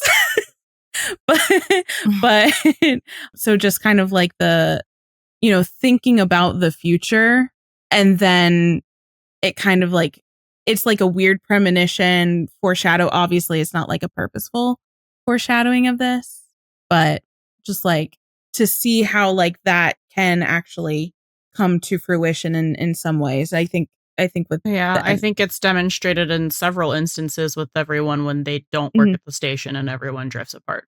Yeah. From them. I was just thinking specifically with season 8 because it had like Bobby and it was talking about like retirement. Well, you have when Eddie leaves the 118, you have when Chimney leaves the 118 to go after Maddie, you have when Bobby retired, then tried to not retire, but then they made him work, you know, on Hot Shots. And it was like no one had talked to Bobby. Yeah. So, you know. Just kind of all of that. Anyway, you ready for another favorite earworm? Oh, it's one of the best. So Buck shows up at Red's house. And I love that Buck just like adopted Red and was like, I just show up at your place uninvited now. That's typical for him whenever he makes a friend. Well, he's made one other friend, Rachel, so... Case in point, we have 2 instances of him just showing up.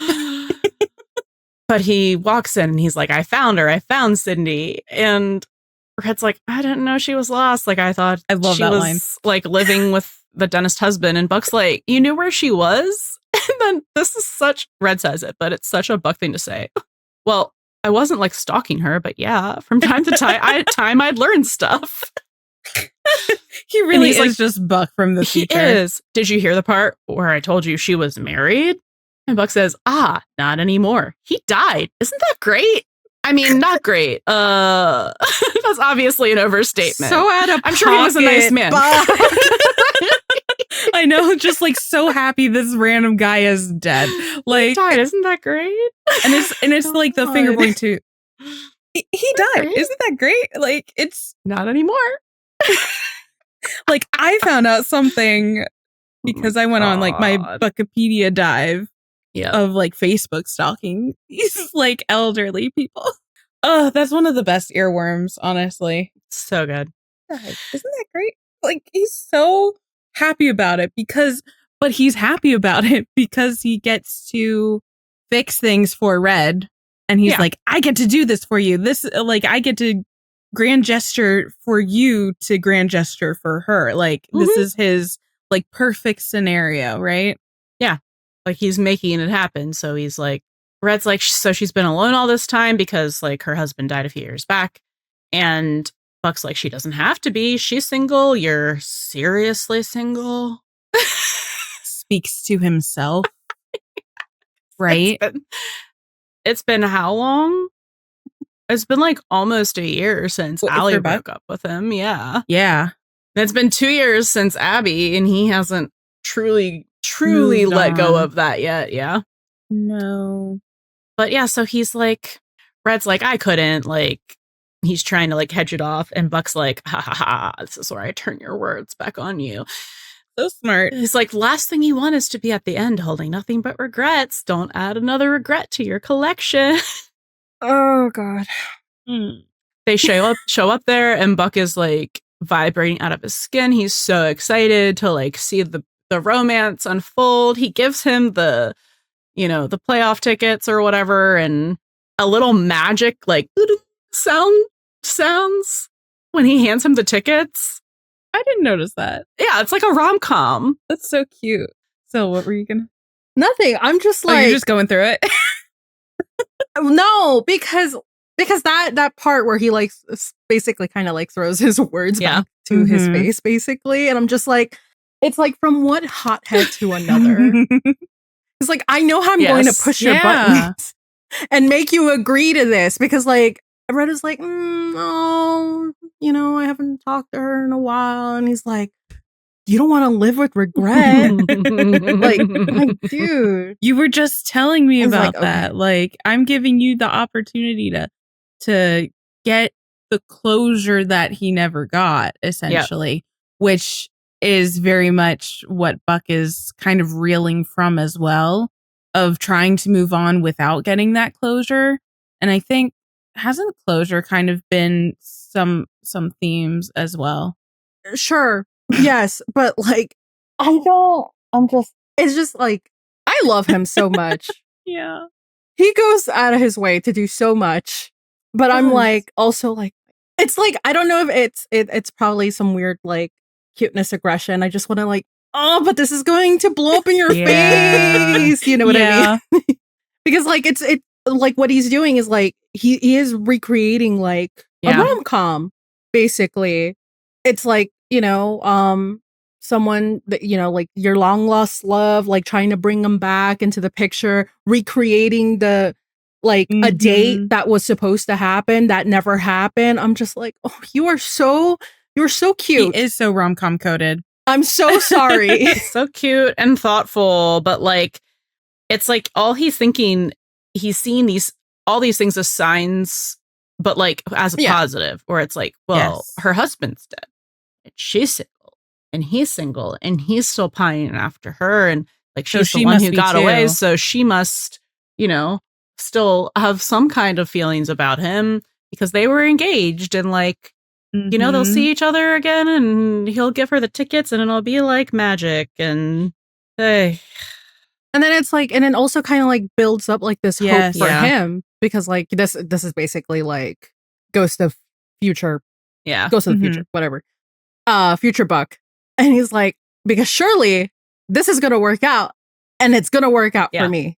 Yeah, like, so, and that goes back into the timing too. So Buck is like probably thinking it's never too late. So like, if I can fix this for Red, and this goes well, and then he can spend the rest of his life in blissful happiness with the love of his life, then like Buck is thinking, then I know that it will never be too late to achieve that, to gain that sort of thing. So it's almost like he's buying himself a little bit of time by trying to do this for Red as well, right? Just kind of like in a moment where Buck is kind of being contemplative and self-reflective. We know that he is later on, and seeing other people kind of like move on around him. It's like he's at that stationary table in the restaurant from Pinned, and everyone else is in the revolving tables, and he's just like watching them go by. So he's like, eventually he'll be able to move into dining at those revolving tables, and it won't be too late, even if it's for the dessert course. That metaphor got away from me, but I was like, revolving I'm tables, yes. Pinned, and I'm Sure. making connections between Buck and Chimney as well from Pinned a lot. Yeah. So that's kind of what I'm thinking of. So obviously this goes horribly, and we don't really need to get into the specifics of it, but they figure out that she has dementia, and she does not actually know, who Red is. I mean, like, she remembers Red, but she doesn't know that that is Red. It seems like there's that moment of recognition, but it is fleeting, and it's like, is that even? It's like recognition, but it's like she doesn't recognize even who she's recognizing. Yeah, like yeah, exactly. Yeah. Like, did she actually recognize Red, or did she think he was Stanley? I'm guessing her husband. Her husband, yeah. And just like making Cindy have dementia just really fully brings Abby, keeps on going. Yeah, chugga. Like Abby into the full contextual conversation. Yeah. Especially because Buck, I think, realizes it before even Red does. It's like, oh, I've seen this before with Abby's mom. And it's like, oh, you know what, maybe, and like slams on the brakes, is like, maybe we should go. And Red is just like, tries to do that before Red can get heartbroken, but it's a little too late. But it's too late. So they're leaving, and Buck is trying to apologize because, like, obviously he didn't know. Like, how could he know? And Red is like, Buck says, I was trying to help. And Red says, do you even understand what you just did? She was all I had left. Everything else, everyone else is gone. At least I had these great memories of her, the girl that started bar fights, and the girl who was afraid of snakes, the girl who knew who I was. Now, I don't even have that. And then he says something like, I don't think I can survive your help anymore. Yeah. He says, just stay away from me. I'm not sure I can survive your help anymore. Which is such a blow to Buck, because Buck is trying to do this for Red. I mean, it's a little bit, and I wouldn't even say it's like, it's a little bit for Buck as well. He's just like seeing himself in it, but he is doing it for Red. He is doing it for the right reasons. But just to like fail in such a spectacular way like that, it's just like, that goes in the lost column, and he's going to carry that with him for a while. Yep. As well. Because he's like, he just made it so much worse. Yep. So then we get this incredible scene, first of two incredible scenes of him and Maddie talking about this. And he's like, I thought I was helping him, but I just made everything worse. And she's like, you didn't mean to. And I'm sure I'll realize that once he calms down. And then he relates it back to Abby and is like, for a second it was like she was afraid of him, and you don't get over that, and says like Abby's mom would have moments like that, and Abby would like take it in her stride, but I know it hurt to have someone you love so much just look at you and not see you, which we know is a big thing for Buck. Is feeling seen. Yeah. All he wants is to be seen. So like, I think he's also putting himself in Red's position here, where it's like, imagine having this kind of love, this kind of person who does see you for exactly who you are, and then to have it be ripped away while they're still right in front of you is like an excruciating flavor of heartbreak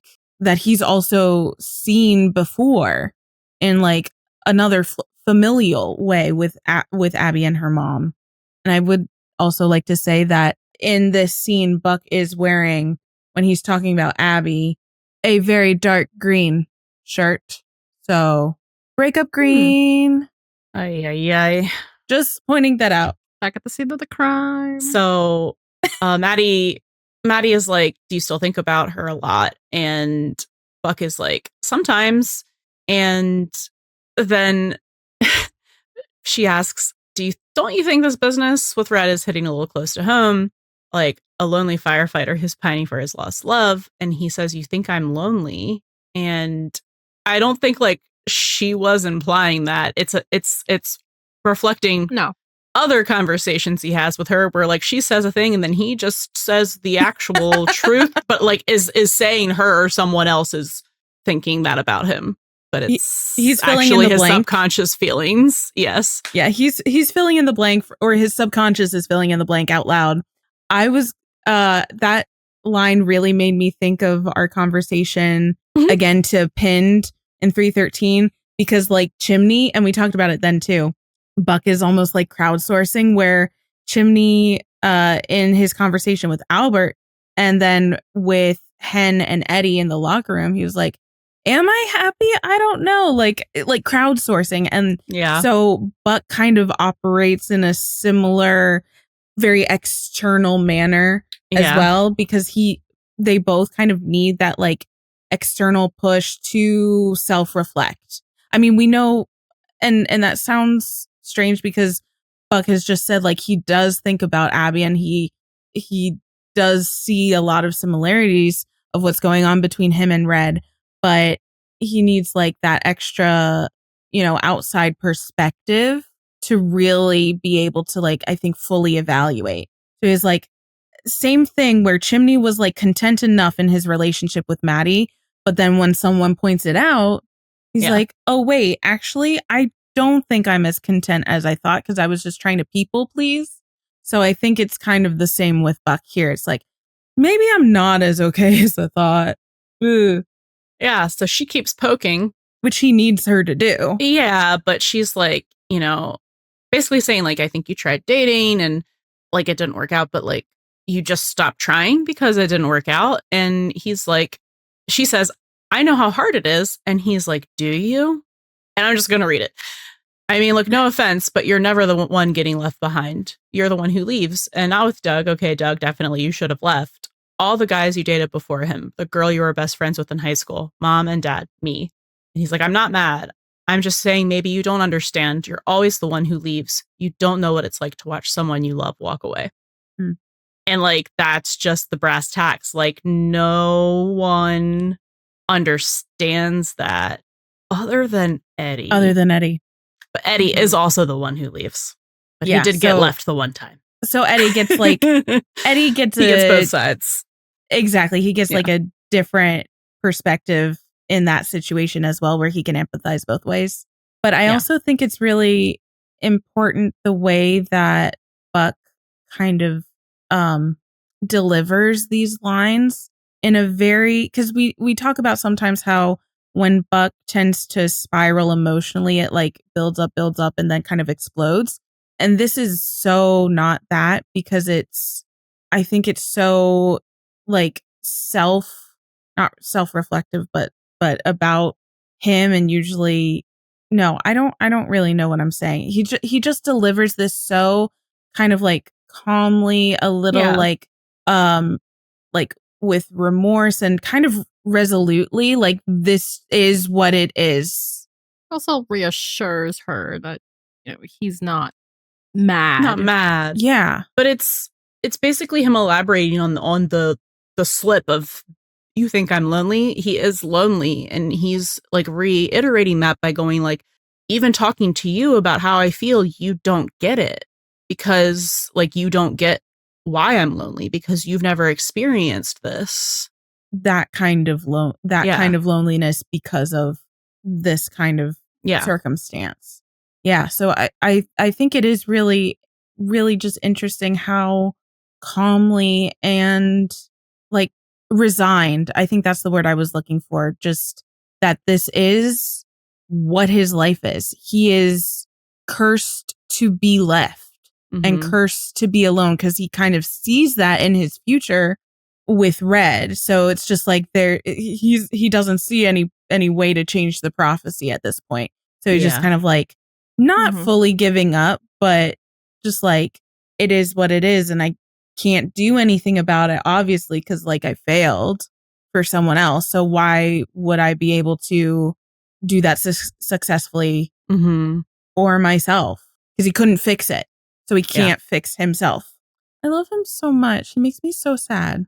Speaking of things he can't fix, so that's the end of that conversation with Maddie. And then we see him rushing into Red's hospital room, and Red's like apologizing, like, I didn't know who else to call. And like, Buck is not bothered to be there, not upset to be called. And he's not upset with how Red treated him at all. Like, and I think Red probably expects him to be, but you know, that's just not how Buck functions. Like, he doesn't, like, unfortunately, I think because of his trauma, like, he doesn't normally hold on to those kinds of things. Like, he doesn't hold grudges. No, he doesn't hold grudges. And I think he can tell the difference between, like, you know, when someone is just lashing out in anger and it's not really about him, and like when, you know, it is about him. Yeah. So, but he also comes when someone calls and they actually need him. Yeah, and, of course. And he can also just like put all that other stuff aside because he wants to be present for that person. So, Red tells him like that he's dying. He's lasted longer than the doctors thought he would, but like, and they won't let him go home. Which is also weird. You would think like if he was that ill, they would do like a hospice or like some sort of nurse at home sort of thing. Outpatient. But I don't want to get into it. No. But yeah, you're right. It's just a thought I had. I'm not really familiar with mesothelioma and how that works. No, me neither. So, you know, maybe it was easier because he didn't have any at-home care and it was like going to be imminent that he be there so that they could give him painkillers and like make sure that, you know, end of life care, right? Because if he went home, palliative care, I think. Palliative, yeah. So, you know, Buck figures out like, well, he can't take him home, and he's like, so what can I do? And Red just asks him to sit with him, and then we cut from. Oh, I just wanted to say something, real quick about, you know, Red says, and I think this is kind of a continuation of the last scene that we saw Red when he kind of blew up at Buck, about saying like Cindy was all he had left. Now I have nothing. And in the hospital, Red is like, I didn't ever want to quit until now. So it's kind of like he's not giving up, but he's just kind of like, he's realized his time, like it is his time sort of thing to go with that timing as well. And it's just like Buck is very conscientious about like, you know, asking what he can do because he wants to fix it, because that is his first instinct. And because like immediately he's thinking like there's got to be some treatments, there got to be something, because, you know, he would try to find that avenue to make things better. And to like, Buck listens. He's very good at listening to what people need when they ask for it. So he does what Red wants him to do and what he can do, which is to like, again, hold that space for him and spend some time, which is like also kind of bittersweet because Red says like, unless you got something else to do, as to like give him an out. But Buck is also like he doesn't have anything else to do because his whole life is his job, like Red. But also, I think even if he did, he would still have made Red the priority. Oh, yeah, like, for sure. So no matter what else was going on in Buck's life, that he wouldn't have had something else to do because he prioritizes his people, and Red is like, he adopted him. So he's his people. Then we see Buck showing back up at the hospital. Like it's, I assume like a shift happened in between. As we, you know, have that scene with Hen. Yeah. In between. But he shows back up and is like picking Red up, and he's like, how did you get them to spring me? And he's like, I made a few calls. Actually, it was a lot of calls. Turns out I am also stubborn. No. And Red's like, don't I know it? No And he's kidding. like, so you're taking me home right now on schedule. Stops at the Mayo Clinic for any groundbreaking experimental. Like, it's like they've known each other for like a couple days, but also their whole lives. Like they're an old married gets couple Buck. kind of banter. Like, yes, he gets him. Like, he knows. Yeah. Because that would be a Buck move. Mm-hmm. Like, come on, Grandpa. Yeah. I'm tired of this, Grandpa. That's too damn bad. Like that, it's that kind of relationship. Yeah. Also, just the fact that like Buck has made a number of calls. This is yet another instance where Buck is, pulling the strings and putting stuff together. He did that for the Christmas party. Mm-hmm. He called Maddie and to call Athena to like he gets stuff done. Mm-hmm. So it's just like another. Yeah. This is a very grand gesture. He gets people what they need. Mm-hmm. Because that's, Like his superpower. it is his superpower. I mean, we see him show up and help Abby get what she needs with her mom. And then we see him do it with Eddie, with Carla. And like, we could just be here listing. Yeah. I mean, it is part of like the thing that Buck does where it's like he molds himself to be what people need, sometimes to his detriment, sometimes in like a really beautiful way. This was one of those. So Buck's like, oh, I'm taking you home, just not in my car. And that's when this montage starts and I just start crying. Oh, immediately, right? Yeah. It's so awful because it's so good. You know what I mean? Like, yeah, it's full of gravitas. It's full of like respect. Like yeah. Yeah, I can't really talk about it, man. No, it's really sad. Like, it's really beautiful and touching, but it's so sad and it makes me cry, like ugly cry. So I don't want to talk about it. Yeah, but it does have like some extra meaning now that we know that Jack McGee was a firefighter as well. And it's just like, so also how many times did he have to do that for okay, moving on.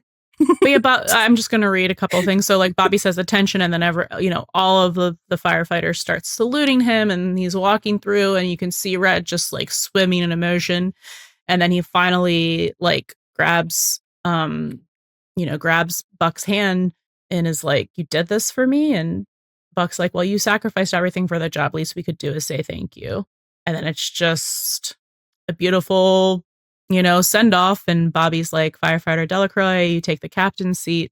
And the last shot in that scene like is like Buck saluting like through the window to Red, like saying goodbye to him. And then you hear the voiceover. Rachel, stop it. Like, you're making me sympathetic cry. I'm trying to put myself out of frame. Oh my God. I know, Sam. So, oh my God, I hate it here. Stop letting Buck kill old men. It's sad. Oh my God. It's really upsetting. And why is there always a montage? Right? Because we got the jukebox. We got the jukebox, the ghost montage, the gay old couple. I hate it here. Anyway. It's all these old men, guys. Like, the heck? Buck and his old men. But that can go so many ways. Just like Buck. Why couldn't he? Oh God. It's like, if you're, he's just looking for a father figure, guys. He can never have too many of them either. Okay, I'm not going to make the joke I was going to make. He's down to fresh 0 right now, so. He needs a couple backups. Lord. Okay. So, thank you for making me laugh. You see the firefighter, you see the fire trucks, the procession, like driving away. Like pomp and circumstance, right? Yeah, pomp and circumstance. And you hear the voiceover from Buck, and then it cuts to the present, him having another conversation in the loft with Maddie. And he's like, he passed away at 5:23 this morning. The apartment's going to pay for the funeral. And she's like, at least he wasn't alone in the end. You were a good friend to him. And he's like, or did I just do that thing that I always do and make it about me? Try and fix him to make myself feel better. The fact that he's asking that indicates to me that he wasn't. Because if it's one of those things where it's like, if you're worried about doing this for this reason, and that's like a top worry of yours, you're probably fine. because you're being so conscious about it. And it's like, I don't want to do this for the wrong reason, but am I? And it's like, no, you're doing it for the right reason. But the fact that you're thinking about that just really means that you wanted to do that for, like, out of the goodness of your heart. And I mean, like, which is when you look at it, like, in the loosest way, like, when you make friends with people, it's because you have something in common with them. So because he made such fast friends with Red because they have so much in common, like, that doesn't mean he was necessarily making it all about him. It's like, was like Red's story really impacting him because of like his own insecurities and fears at the time? Yes. And did that really urge him to try and fix it? Yes. But like, even if Red's story was completely different from Buck's, he still would have been trying to fix it and make it better, because that's what we see him always doing. Yeah. I think it's because he's just a good person. Yeah, and I think it's just an insecurity that he has because he is self-aware, but also because this is something people have accused him of doing. So, you know, now he's like, oh my God, did I just do that thing where I made it all about me and this thing, everyone thinks I did this great thing, but I really was just doing it for myself. Is this the first time we hear that phrase from him? No. And well, someone saying you're making this about you. Eddie's already said it like twice this season. Yeah. Oh, right. Yeah, we had the grocery store scene. The grocery store scene, and then you want to go for the title. And he's like, are you going to make it about you again? So interesting. It's almost like, yeah, so he's really like internalized it. It's rolling around up there in the old noggin. Yeah. But it's not just Eddie, because it's like, I don't know if it's the exact words that like the rest of the 118 have used, but they've said things to that extent, but he's using like Eddie's phrasing of it. It's because so like, okay, I don't know how to talk about it really, but because I don't think so. Yeah, he did internalize it. Definitely. I just think in the one instance where I think Chimney was saying it, because I don't think we talked about this. When Chimney says it, like, I can't even, it's to me, it's kind of like, it shouldn't be said the way it's being said, because like the way I'm like, that way I'm like, it's kind of like a soft, like there's probably a different way of saying it. Like something that's not about you is affecting you deeply. And I really wish that it would be more read as like a soft call out. Yeah, like, hey, yeah, your feelings are always valid, but you have to remember everyone else's feelings. Yeah. Like, there's a way to like approach the way that Buck does get into these spirals that are all me, and my own fears. But it's like, that's not an unnormal thing to happen. It's just that his spirals are very external. So, and I think the way it's phrased has like such a negative connotation to it. Yes, that like there's a way to spin it where it's like less biting almost. I don't know what that would be off the top of my head. I'm sure like with a little bit of thought we could figure out a way to like, because I think about, because like Chimney says this first, and then it's kind of like Bobby comes in to kind of like soften that negative connotation by saying, you know, it really is affecting you. So it's kind of like expanding that piece of dialogue, because it could really be like, you're making this about you, and like, you know, because I don't think Buck again is going to internalize it, and it's like, it for him it's it's probably he sees it as a negative trait, as a because he's not looking at like the positives of it, where like that also, you know, having that in the back of his head probably did on some level inspire him to do all of that fixing. And also like being a fixer has like a negative connotation as well. So like, I think he's just not framing it in like the positive sense. And he's looking at it as like kind of like a detrimental character flaw, which it's not. It's just like a part of his character and personality. Yeah. And the only reason it's a thing is because he is an external processor, and so everyone sees it. It's not that everyone doesn't do this. Right. It's everyone does this. The fallacy of like true altruism. Yeah. Everybody does things that like benefit them in some way. But a lot of times you just don't see it. Or it's just natural for you to think about how things affect you. Mm-hmm. Yeah. And think about your own thoughts and feelings, because that is like literally just how you like humans work.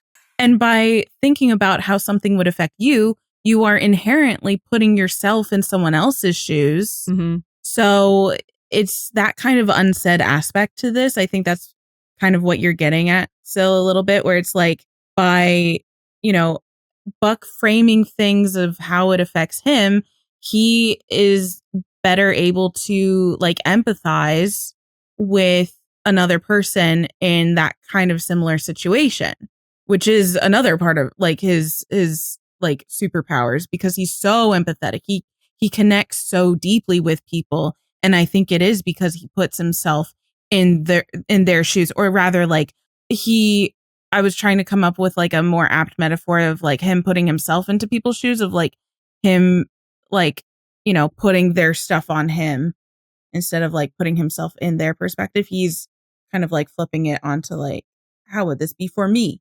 Okay. I have a 2-minute tangent. Okay. I know that I have made my case for ADHD Buck and Chimney before, and I know that I have implied and said that I think that Buck is ADHD. Mm-hmm. He's both on the spectrum and ADHD, but I don't know if I've ever elaborated. This is you just walked right into a great example. Awesome. So sometimes people can think that people on the spectrum are very selfish, or like sometimes people accuse them of being narcissists, or just like making everything about them, because a very classic way that we empathize is putting ourselves literally in your shoes and going, oh, so here's the thing that you're telling me that you're going through that's happening to you. And then we share a story about a thing that happened to us where we felt similar to you. And that isn't us trying to like detract from what's going on with you or take away the attention from you or the importance. That's us trying to relate to you and connect. And it's just such a classic autism thing. And I think because of just like he's an external processor, and because of that is how he relates to people, which is by relating it back to himself, because that's how he can understand what other people are going through. He has to translate it into Buck. Yes. We've mentioned that before. Yes, the Buck translator. So I think it's just one of those things. That makes a lot of sense. Yeah. Shorter than 2 minutes. Yeah, good job. No, I was like, there's always more I could get into, but like I was trying to keep it short and sweet because I'm not trying to derail us. But like, that was whenever I can sneak in my little like ADHD autism morsels. That was like a really good way to frame that too, in a way that like makes so much you're saying sense. The exact thing that this thing is. I didn't realize that's what I was saying. Yes. I will also just say really quickly that in this scene where we pick back up with talking to Maddie, and it looks like he was kind of crying, to me that looked so much. He was crying.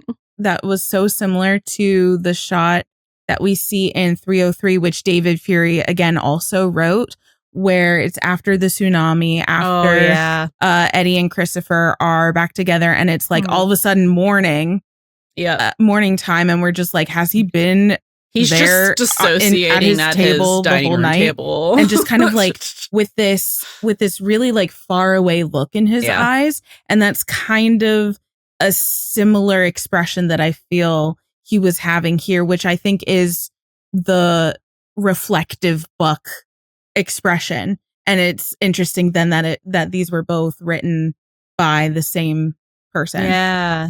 Really good, just like getting the inner monologue out. Buck character work. Yeah. In both of those episodes. Very good.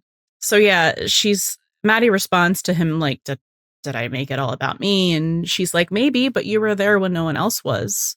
So like, even if you did the thing where you did it, you partially did it, like, but you were still there for him. Like, that's what matters. So she is saying the thing that we've been saying, which is like, even if you aren't doing something for completely altruistic reasons, which like, that's a philosophical debate in and of itself, you're still doing a good thing. You're still being there for someone and being a good person. Yes. And just doing something above and beyond, you know, to make sure that like their last memories, their last experiences are good ones. Are good and special. Mm-hmm. So who cares if it made you feel better and you made it a little bit about yourself? Because Red wasn't thinking about that. I can guarantee you that.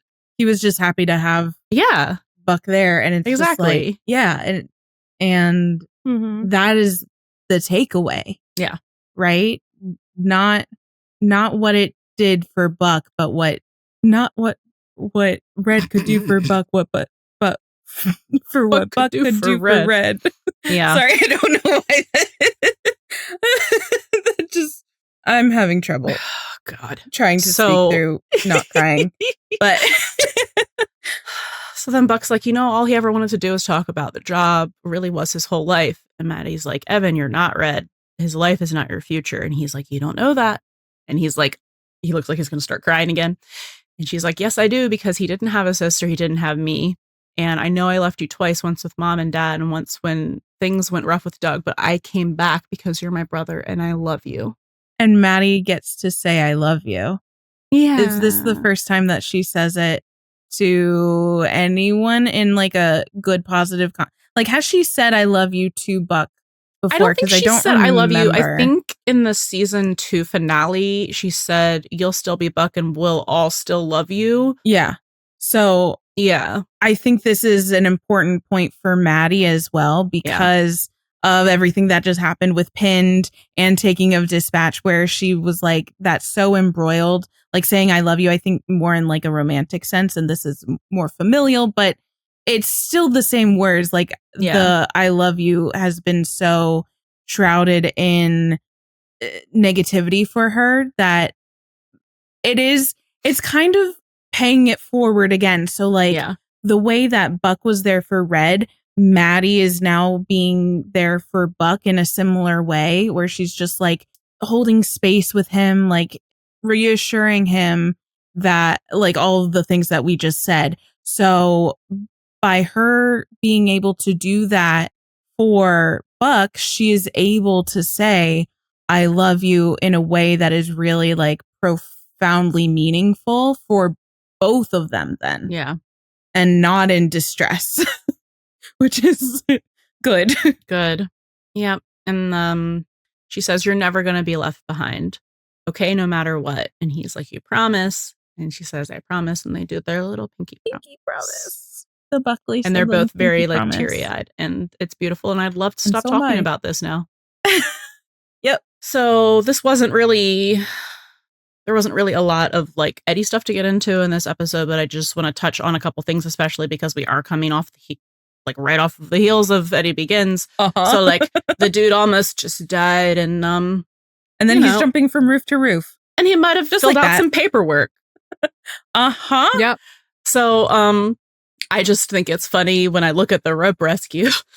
Through that lens of like, I literally almost died and you want to do a rope rescue and I just put you in my fucking you want to do a super and risky I almost thing. just died and you want us to go jump on a roof and yeah, but also kind of like, but I'm your partner, so I'm but like Bobby says, like he's not doing it alone, you're going with him. So like there is also no better person to be the anchor basically for Buck's rope rescue than Eddie. But it's just like, this guy just almost like died and drowned, and then he's like jumping from roof to roof, and I love that scene of them jumping. It's, again, I don't remember what it reminds me of, but it's just like, it's so good, and it just kind of like, that whole thing I think kind of works as a reminder of like, this is part of the job. Yeah, Eddie just almost died, and here he is back just at like it again, running and jumping, you know? Yep. Back at it again. I think we're mostly going to talk about this in slow burn, but I will just say, like, in the locker room scene, when Buck's like, come out with me, everyone, and Eddie's like, come hang out with me and 9-year-olds, though. Like, better idea. Please. Please help me. Please save me. Yeah, no, it really is like a please save me from this group of 9-year-olds. Like, please make it bearable. Thank you. But literally just from like I need help. Yeah. And then we did already touch on it a little bit, but I do want to just like a little bit more from Eddie's point of view, the pool scene. Yeah. He is trying so hard to be the only person who really sees Buck, the person who has his back, his partner. Mm-hmm. He is trying to be the most supportive. Yes. Like he's trying to be so understanding. He does award. Yes. Yeah. And it's like, and he's trying to get the backup, and it's like he's trying to be the Buck translator, right? Like by leading into this is what he needs to hear, right, guys? So back me the fuck, say the thing, say the fucking thing that I'm trying to get you to say. You know, so like quickly, because I didn't talk about this. Like he asks Hen and Chimney, oh yeah, like you guys still keep in contact with your you know, the people who were here before us, and like. You know how she's like, well, they weren't exactly friends. It's a bad example to use, Chimney's right? Like, and Chimney's like, oh, I called Tommy for a favor, but like, it would have been so much like, I know they probably weren't gonna do this. Well, they didn't do this, obviously, but like, it would have been so much easier if she had said they were not great people. Like just flat out instead of like beating around the bush. You're so right. Because then it would have been it would have been so much more understandable why they didn't keep in contact with them. Because they were a bunch of assholes. Yes. And then that would have been useful information to know in a couple years. In the future. Still, you're so right. Because even in this conversation, it would reframe it as like, well, they didn't keep in touch because they were not nice and not good people just in general. So like, why would you even want to keep in contact with them as opposed to like, we just didn't keep in contact because that's how life goes. Like, no, there was an actual reason for that. And it was not on Hen or Chim. It was because the people that they were surrounded by were terrible and like tried to like divorce themselves of as soon as they could. Yeah. Cause it's like, they did what they had to do to like not just be professional, but make their work environment where they have to work 24-hour shifts together, you know, as bearable good as it could be. So it's like they weren't going to like actively hold a grudge while they were working together, but it's not like they were like, yes, let's keep in contact. And it wasn't the family vibe that the 118 now have. It was literally like, just like, this is my coworker. Not like this is. And this is exactly why. Not this is my family. This is like my pseudo sister, brother, husband, dad. Like, and this is exactly why that like dynamic is so different because like Bobby says, we're family, and it's like it's true that they are, and that's why like Buck's fate isn't going to be like Red's because it's he has them, which like Red was talking about all of. You know, the guys that he knew that were on his team, but were they family? Yeah. That we never really get fully answered. We didn't get to see that. It reinforces how the 118 that we have now is special. Yeah. And that's not the norm. But Eddie cuts Chimney fuck off because he's like, I spoke with Tommy last year. I was calling to ask for a favor, but and Eddie looks so annoyed. He's like, anyways, that won't happen to us. He's like, stop. He's just like with his eyes, like, I'm going to kill you. Yeah. You made this so much worse. Like, I was trying to make it better. Thanks. He's like, just lie. Just lie. He's like, I set you up with the thing to say. Like, he's so done. Yeah. In that scene. And it really was trying. He was trying so hard. Yeah. Anyway, that's all. Yep. I do wish, I guess that's my one little complaint about the episode is I wish there was a little bit more like just like separate Eddie, since his Begins episode literally was the last episode and it wasn't like all in the past. It was also in the present. Yeah. I mean, I know we see that occasionally where it's like if someone had a really big episode, they're not touched on as much in the next one. But it's normally like they're just like C plot instead of A plot. Like he just with no plot. I would have liked a little not like a throwaway line, but like a little touchstone to kind of bridge the gap a little bit. Yeah. You know? Maybe even in the rope rescue, like go a little Yeah. further Mhm. because his was also kind of like a rope Yeah. rescue. So Like, don't cut this one. his was a Yeah, rope. don't cut Like, this don't one. cut this Yeah. line, and then it just like it burns up instead. So like Yeah. that would have been kind of Mhm. funny. Mm-hmm. And just like that it was playing on Eddie's mind, which would also Yeah. help with the like, I just put you in my will, or I'm thinking about it. Which I guess, like, you know, his line of, oh, you want to do a rope rescue, you know, of course you do, is the tie-in, but it could have used a little bit more. It's a little too subtle, I think, for me for Yeah. that reason. Yeah. But I do love the line, just like in general. All right. Oh, yeah.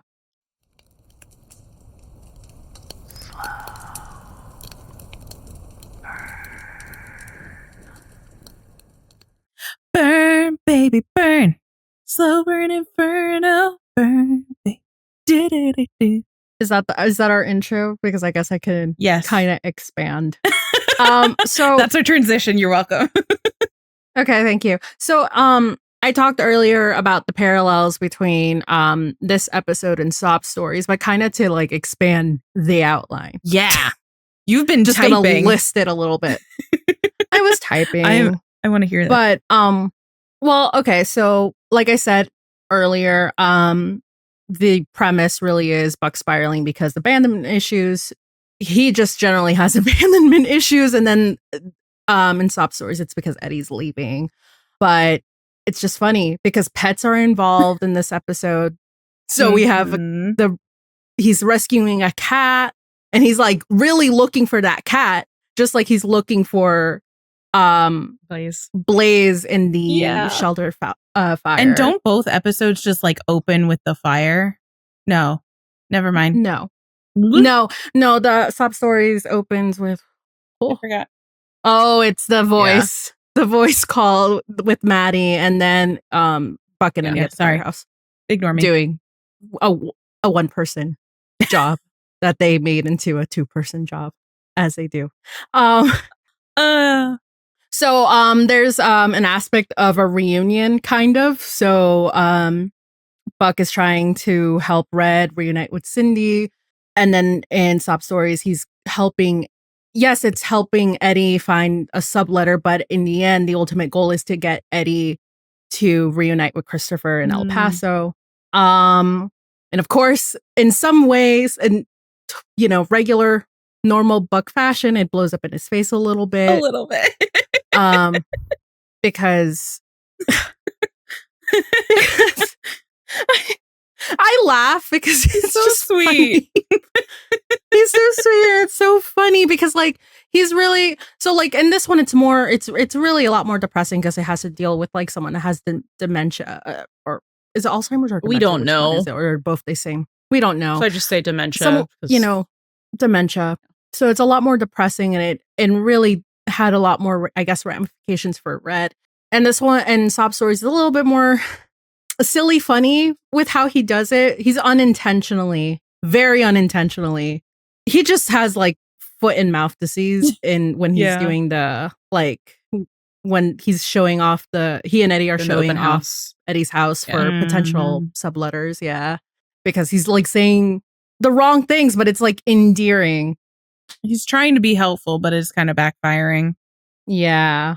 Again. And then the resolution of the episode really is like some kind of like, oh shit, self-reflection, and then like a very grand gesture. And then we have like at the end, we had the quote for quote, "You did this for me." So I thought, wow, they really reheated these nachos. I thought it was funny. Yeah, I think it's like, it's not even like a reheating of the nachos. It's just like a consistent, it's like a quintessential Buck just episode. Reheating in a good way. Yeah. Yes. Yeah. No, like delicious reheated nachos. We're not talking about like Fallout Soggy and no. 815 and lab rats. No. Oh God. No. No, we're not. That's Lunchables. The worst nachos. way. Don't do that. Like, don't do that. Yeah, it's Yeah, no, you're right though. Mm-hmm. There's a crazy. lot of similarity in there, just like structurally. That's kind of wild. Thank you for like listing it all out. Yeah. I kind of already touched on this several times, but you want to do a rope rescue? Of course you do.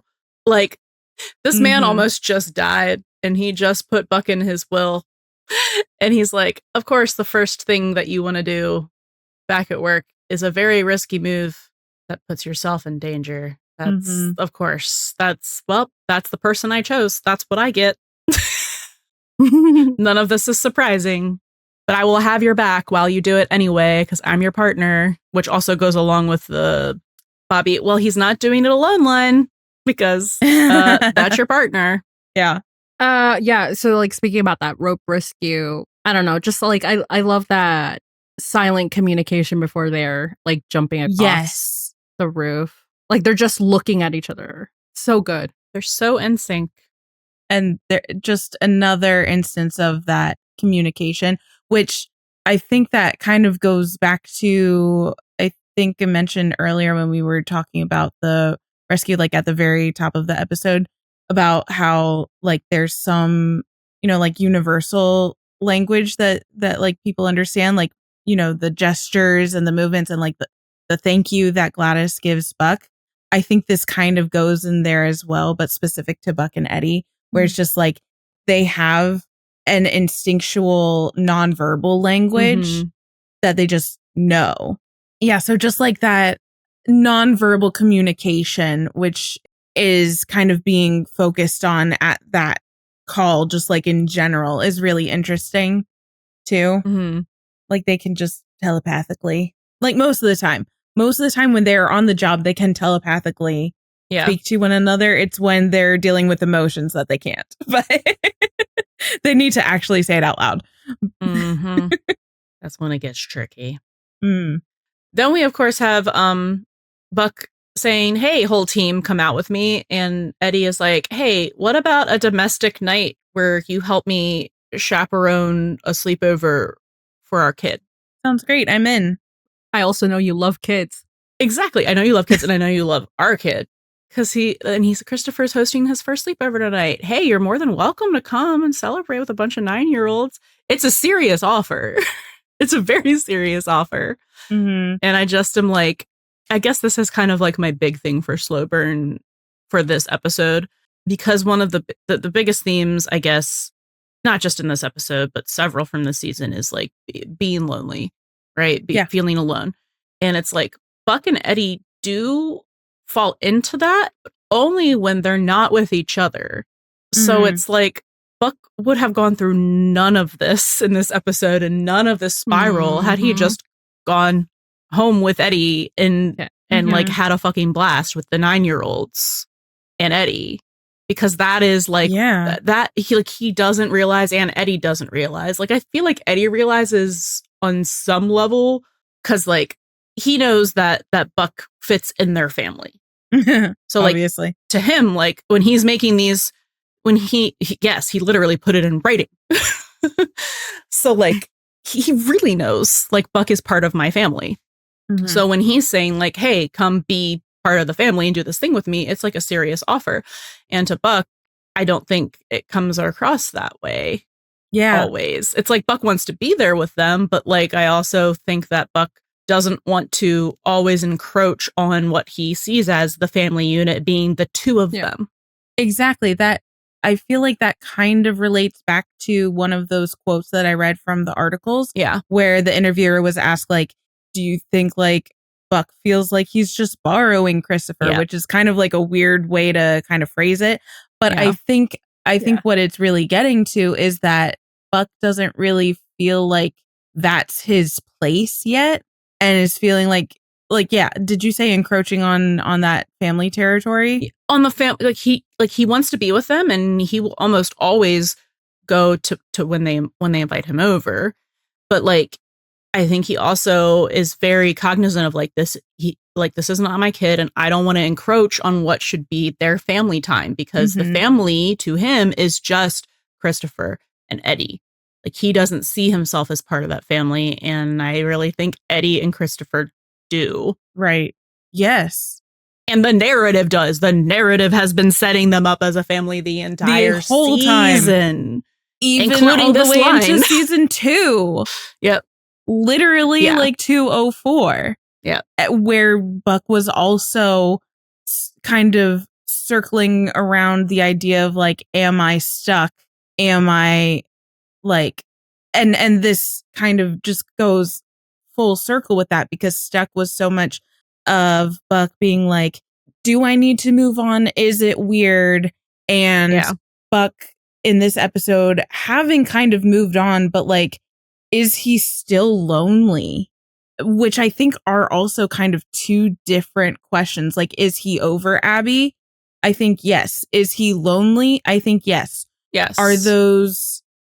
Do those overlap? Yes, but I don't think they're the same thing. I mean, he's looking at her literally as the one that got away, when that's not like who she is, like in his story. But, you know, he has a very skewed vision of like what her role in his life and who he is was. Very rose-colored glasses. Yes. Right? So when you said like if Buck had gone to like the 9-year-old sleepover with Eddie, none of this would have happened. I think yes, like there would have still been a little bit of like, am I kind of lonely? Am I still thinking about Abby every so often? Yes, but it would not have been prompted in such a way that we were talking about again with Chimney, with Buck, where it's like if it's put a spotlight on where he was like, am I lonely?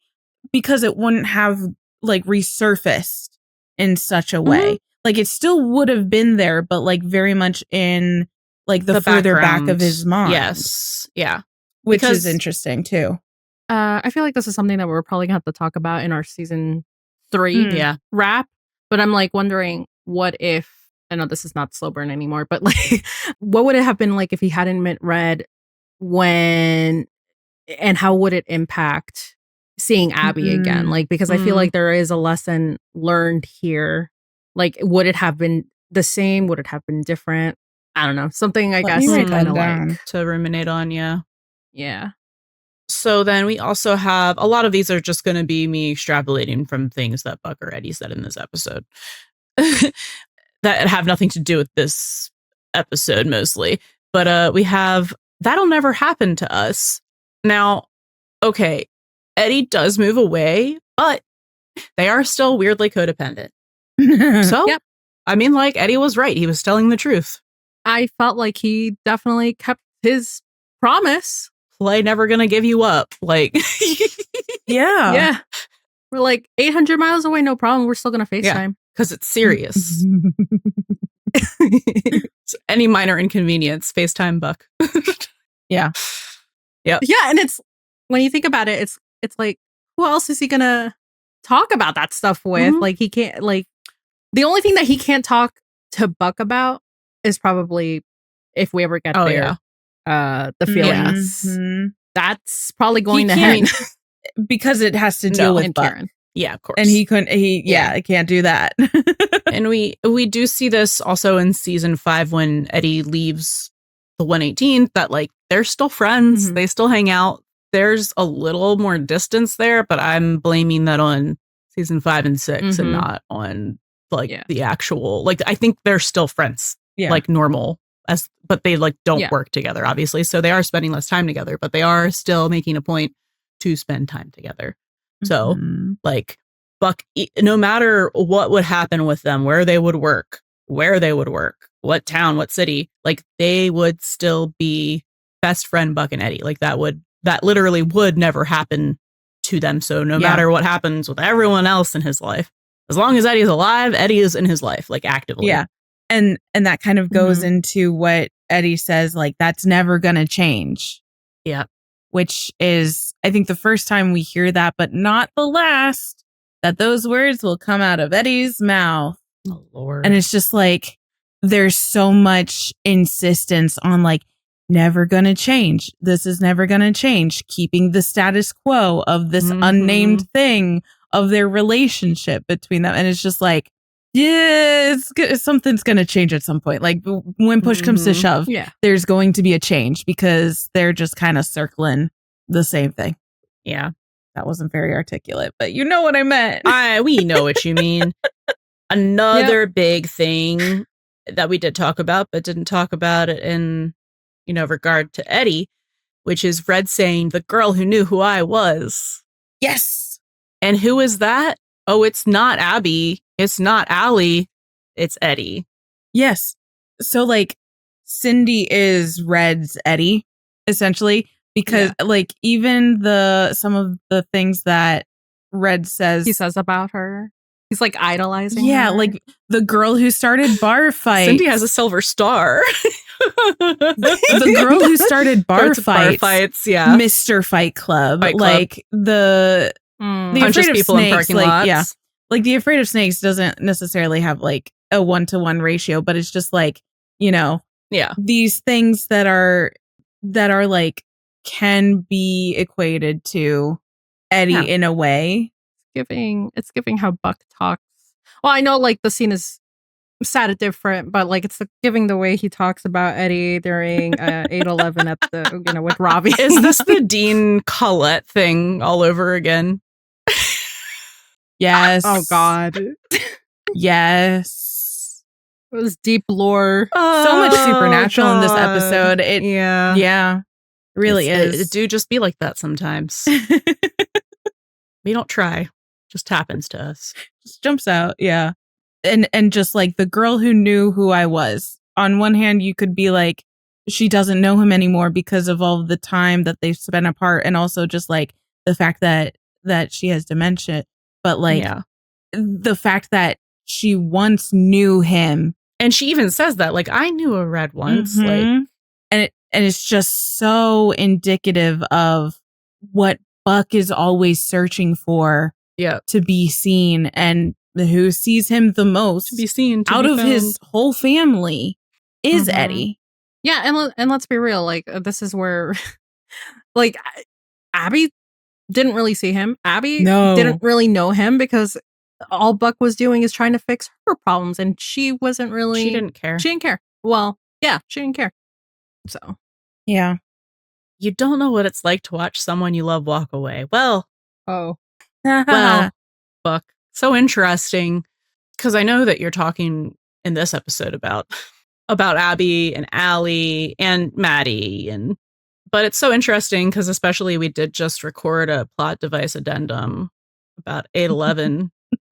And in 8/10, he had to watch Eddie walk away. Well, drive away. Walk and then drive away. And it's just... This love came back to me. It did. He also looked back, which Abby didn't do. And he looked back. Abby and Allie did not do.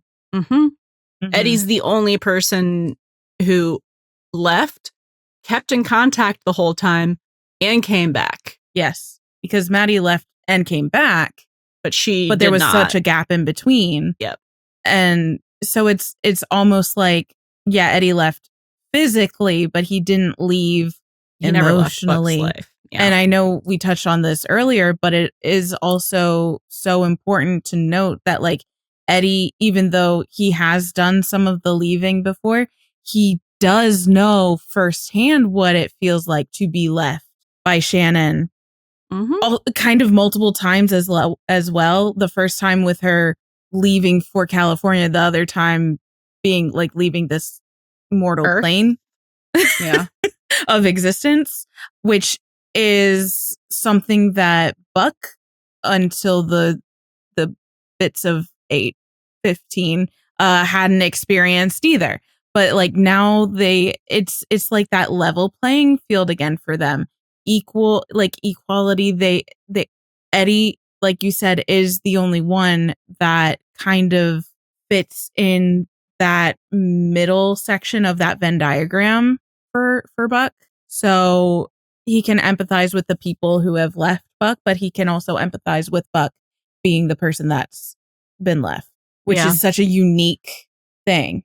I was laughing because I had flashbacks to 8/17 and the note, and Eddie begins in the note, and like Eddie knows the trauma behind having someone leave him with a note, but I don't think Buck really knows that, except when it happens there. But like, he still came back, so like, it's like, okay, trauma averted, kind of.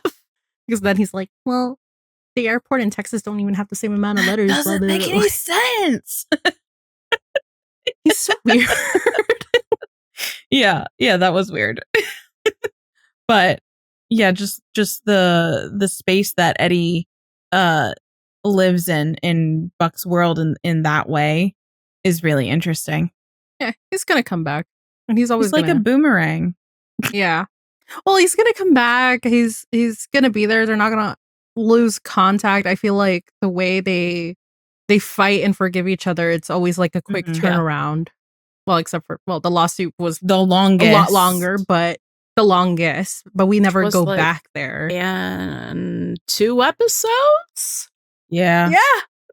Which again, everything with Buck and Eddie are on such like a short time, like an accelerated timeline, except for their being together, which is the slowest burn of all slow burns. But like everything else, like the whole like, oh, how long did it take for you to warm up to Eddie? Almost a whole shift. And we thought like when we were watching 201, it was like, yeah, it was probably like a couple shifts, maybe like a week at most.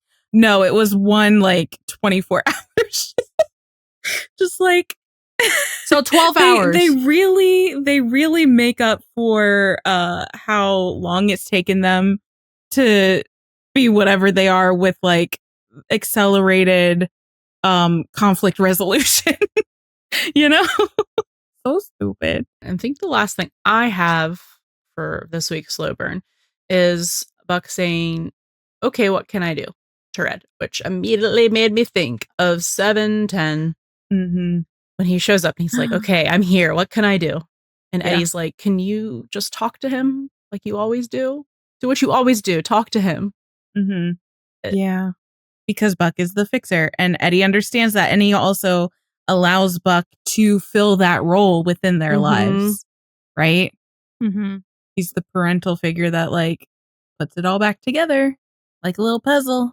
And Eddie inherently just knows that he sees that Buck is the guy who likes to fix things. Because he sees him. Yeah. Because the only person you'll also ever catch Eddie asking help from. Yes. That too. Yeah.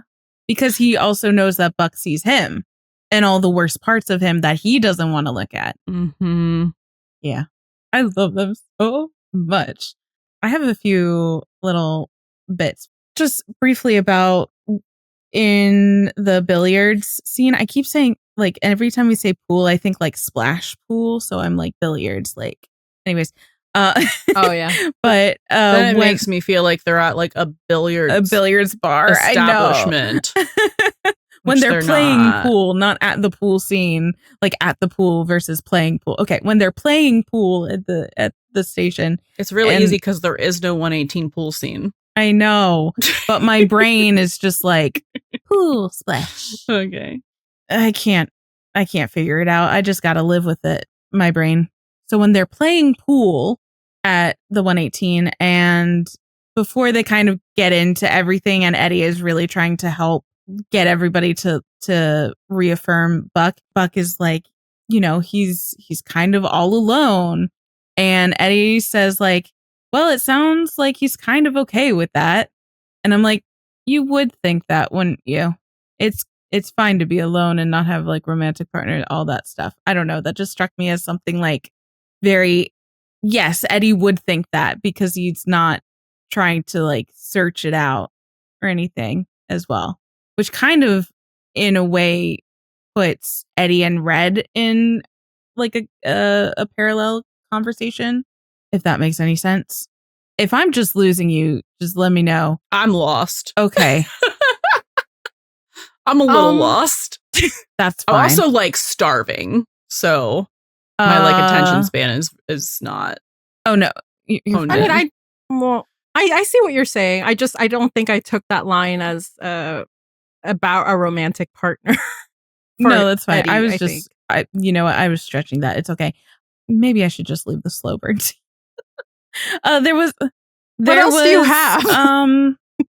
Something about the line with Maddie when she and Buck are talking and she's like, so you tried dating a few times after Abby, and Buck says it didn't work, and Maddie was like, so you should just stop trying. And that was like, oh, maybe there's something about, there's value in getting back on the horse, but there's also value in learning you don't like horses. Something about that, like, you shouldn't necessarily stop trying, but maybe like go for a different approach, sort of thing. Or a different direction. Exactly. Different gender. And anyway. then what Red says when he and Buck are in the bar when they first meet, how he says it's hard for a woman to compete with the job, like being the best and saving lives, just like basically compete with firefighting. And it's like, okay, noted, because who would understand someone in the life, which again, we see with everyone's significant others are in the first responder life, even if they're not like firefighters, because like Athena's a cop, Maddie's Karen. Dispatch, Karen, but she's smart enough, so whatever. Like, they think she's the only one that's Karen is, and I think that's where Karen and Hen get their arguments. You know, there's a lot of, it's not only about the danger, dog. It's about like, hello, time, I would like you to be here at home. Time, exactly. Yeah.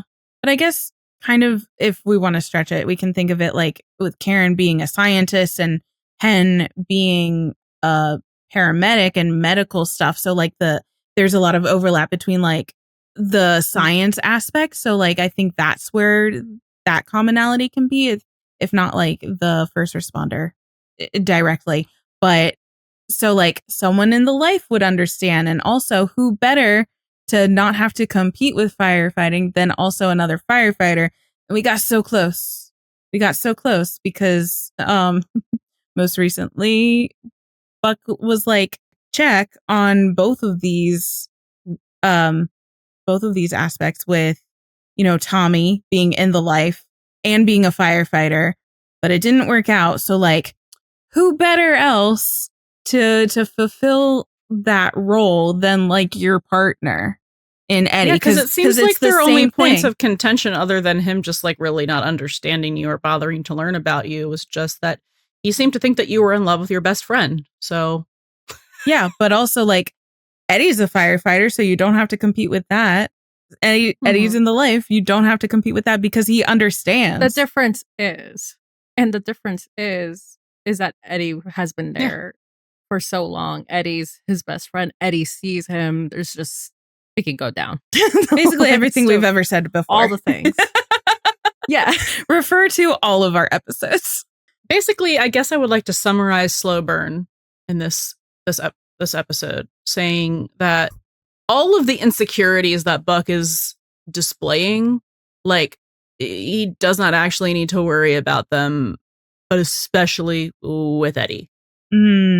Like, they just don't, none of these things are actual things that happen and are permanent, that, like, you know what I mean? And like, we know that in the end, really, he's going to end up with Eddie. So like, even that part of the nightmare of the insecurity is not going to be his thing. Yeah. Like, not going to be his same fate. So Red's present is not Buck's future, because he has not just Maddie and the 118, but Eddie and Christopher. Yeah. He already has a kid currently in this episode. like kind of legally. He doesn't know it yet, but like, yeah. I think that'll do it. Thank you I'm so sorry for being so, brain has been confusing. Listen, it was just the one. It was one. And I also like, it could have made sense, but I also was just like, I'm so hungry. And I just like dissociated. No, it's okay. And I showed back up and I was like, what are we talking about? I knew I was losing you guys, because I was also just like trying to find my way there. And I just like, it's not happening this time. All right. And that's okay. That is I'll put that in the lost column, but it's all right. You win some, you lose some. Remember, don't make whipped cream. But if you do, take a buddy with you. Thank you for listening to the Buddy System Podcast. Can't get enough of the buddies? Subscribe to our Patreon for access to our Discord community, full reaction videos, and even more exclusive content. And if you really want to make our day, leave a 5-star review on Spotify or Apple Podcasts. Please come yap with us on your favorite social media platform. We're at Buddy System Pod everywhere. That's BUDDIE System Pod. Catch you next time. And don't forget, Bring a buddy with you.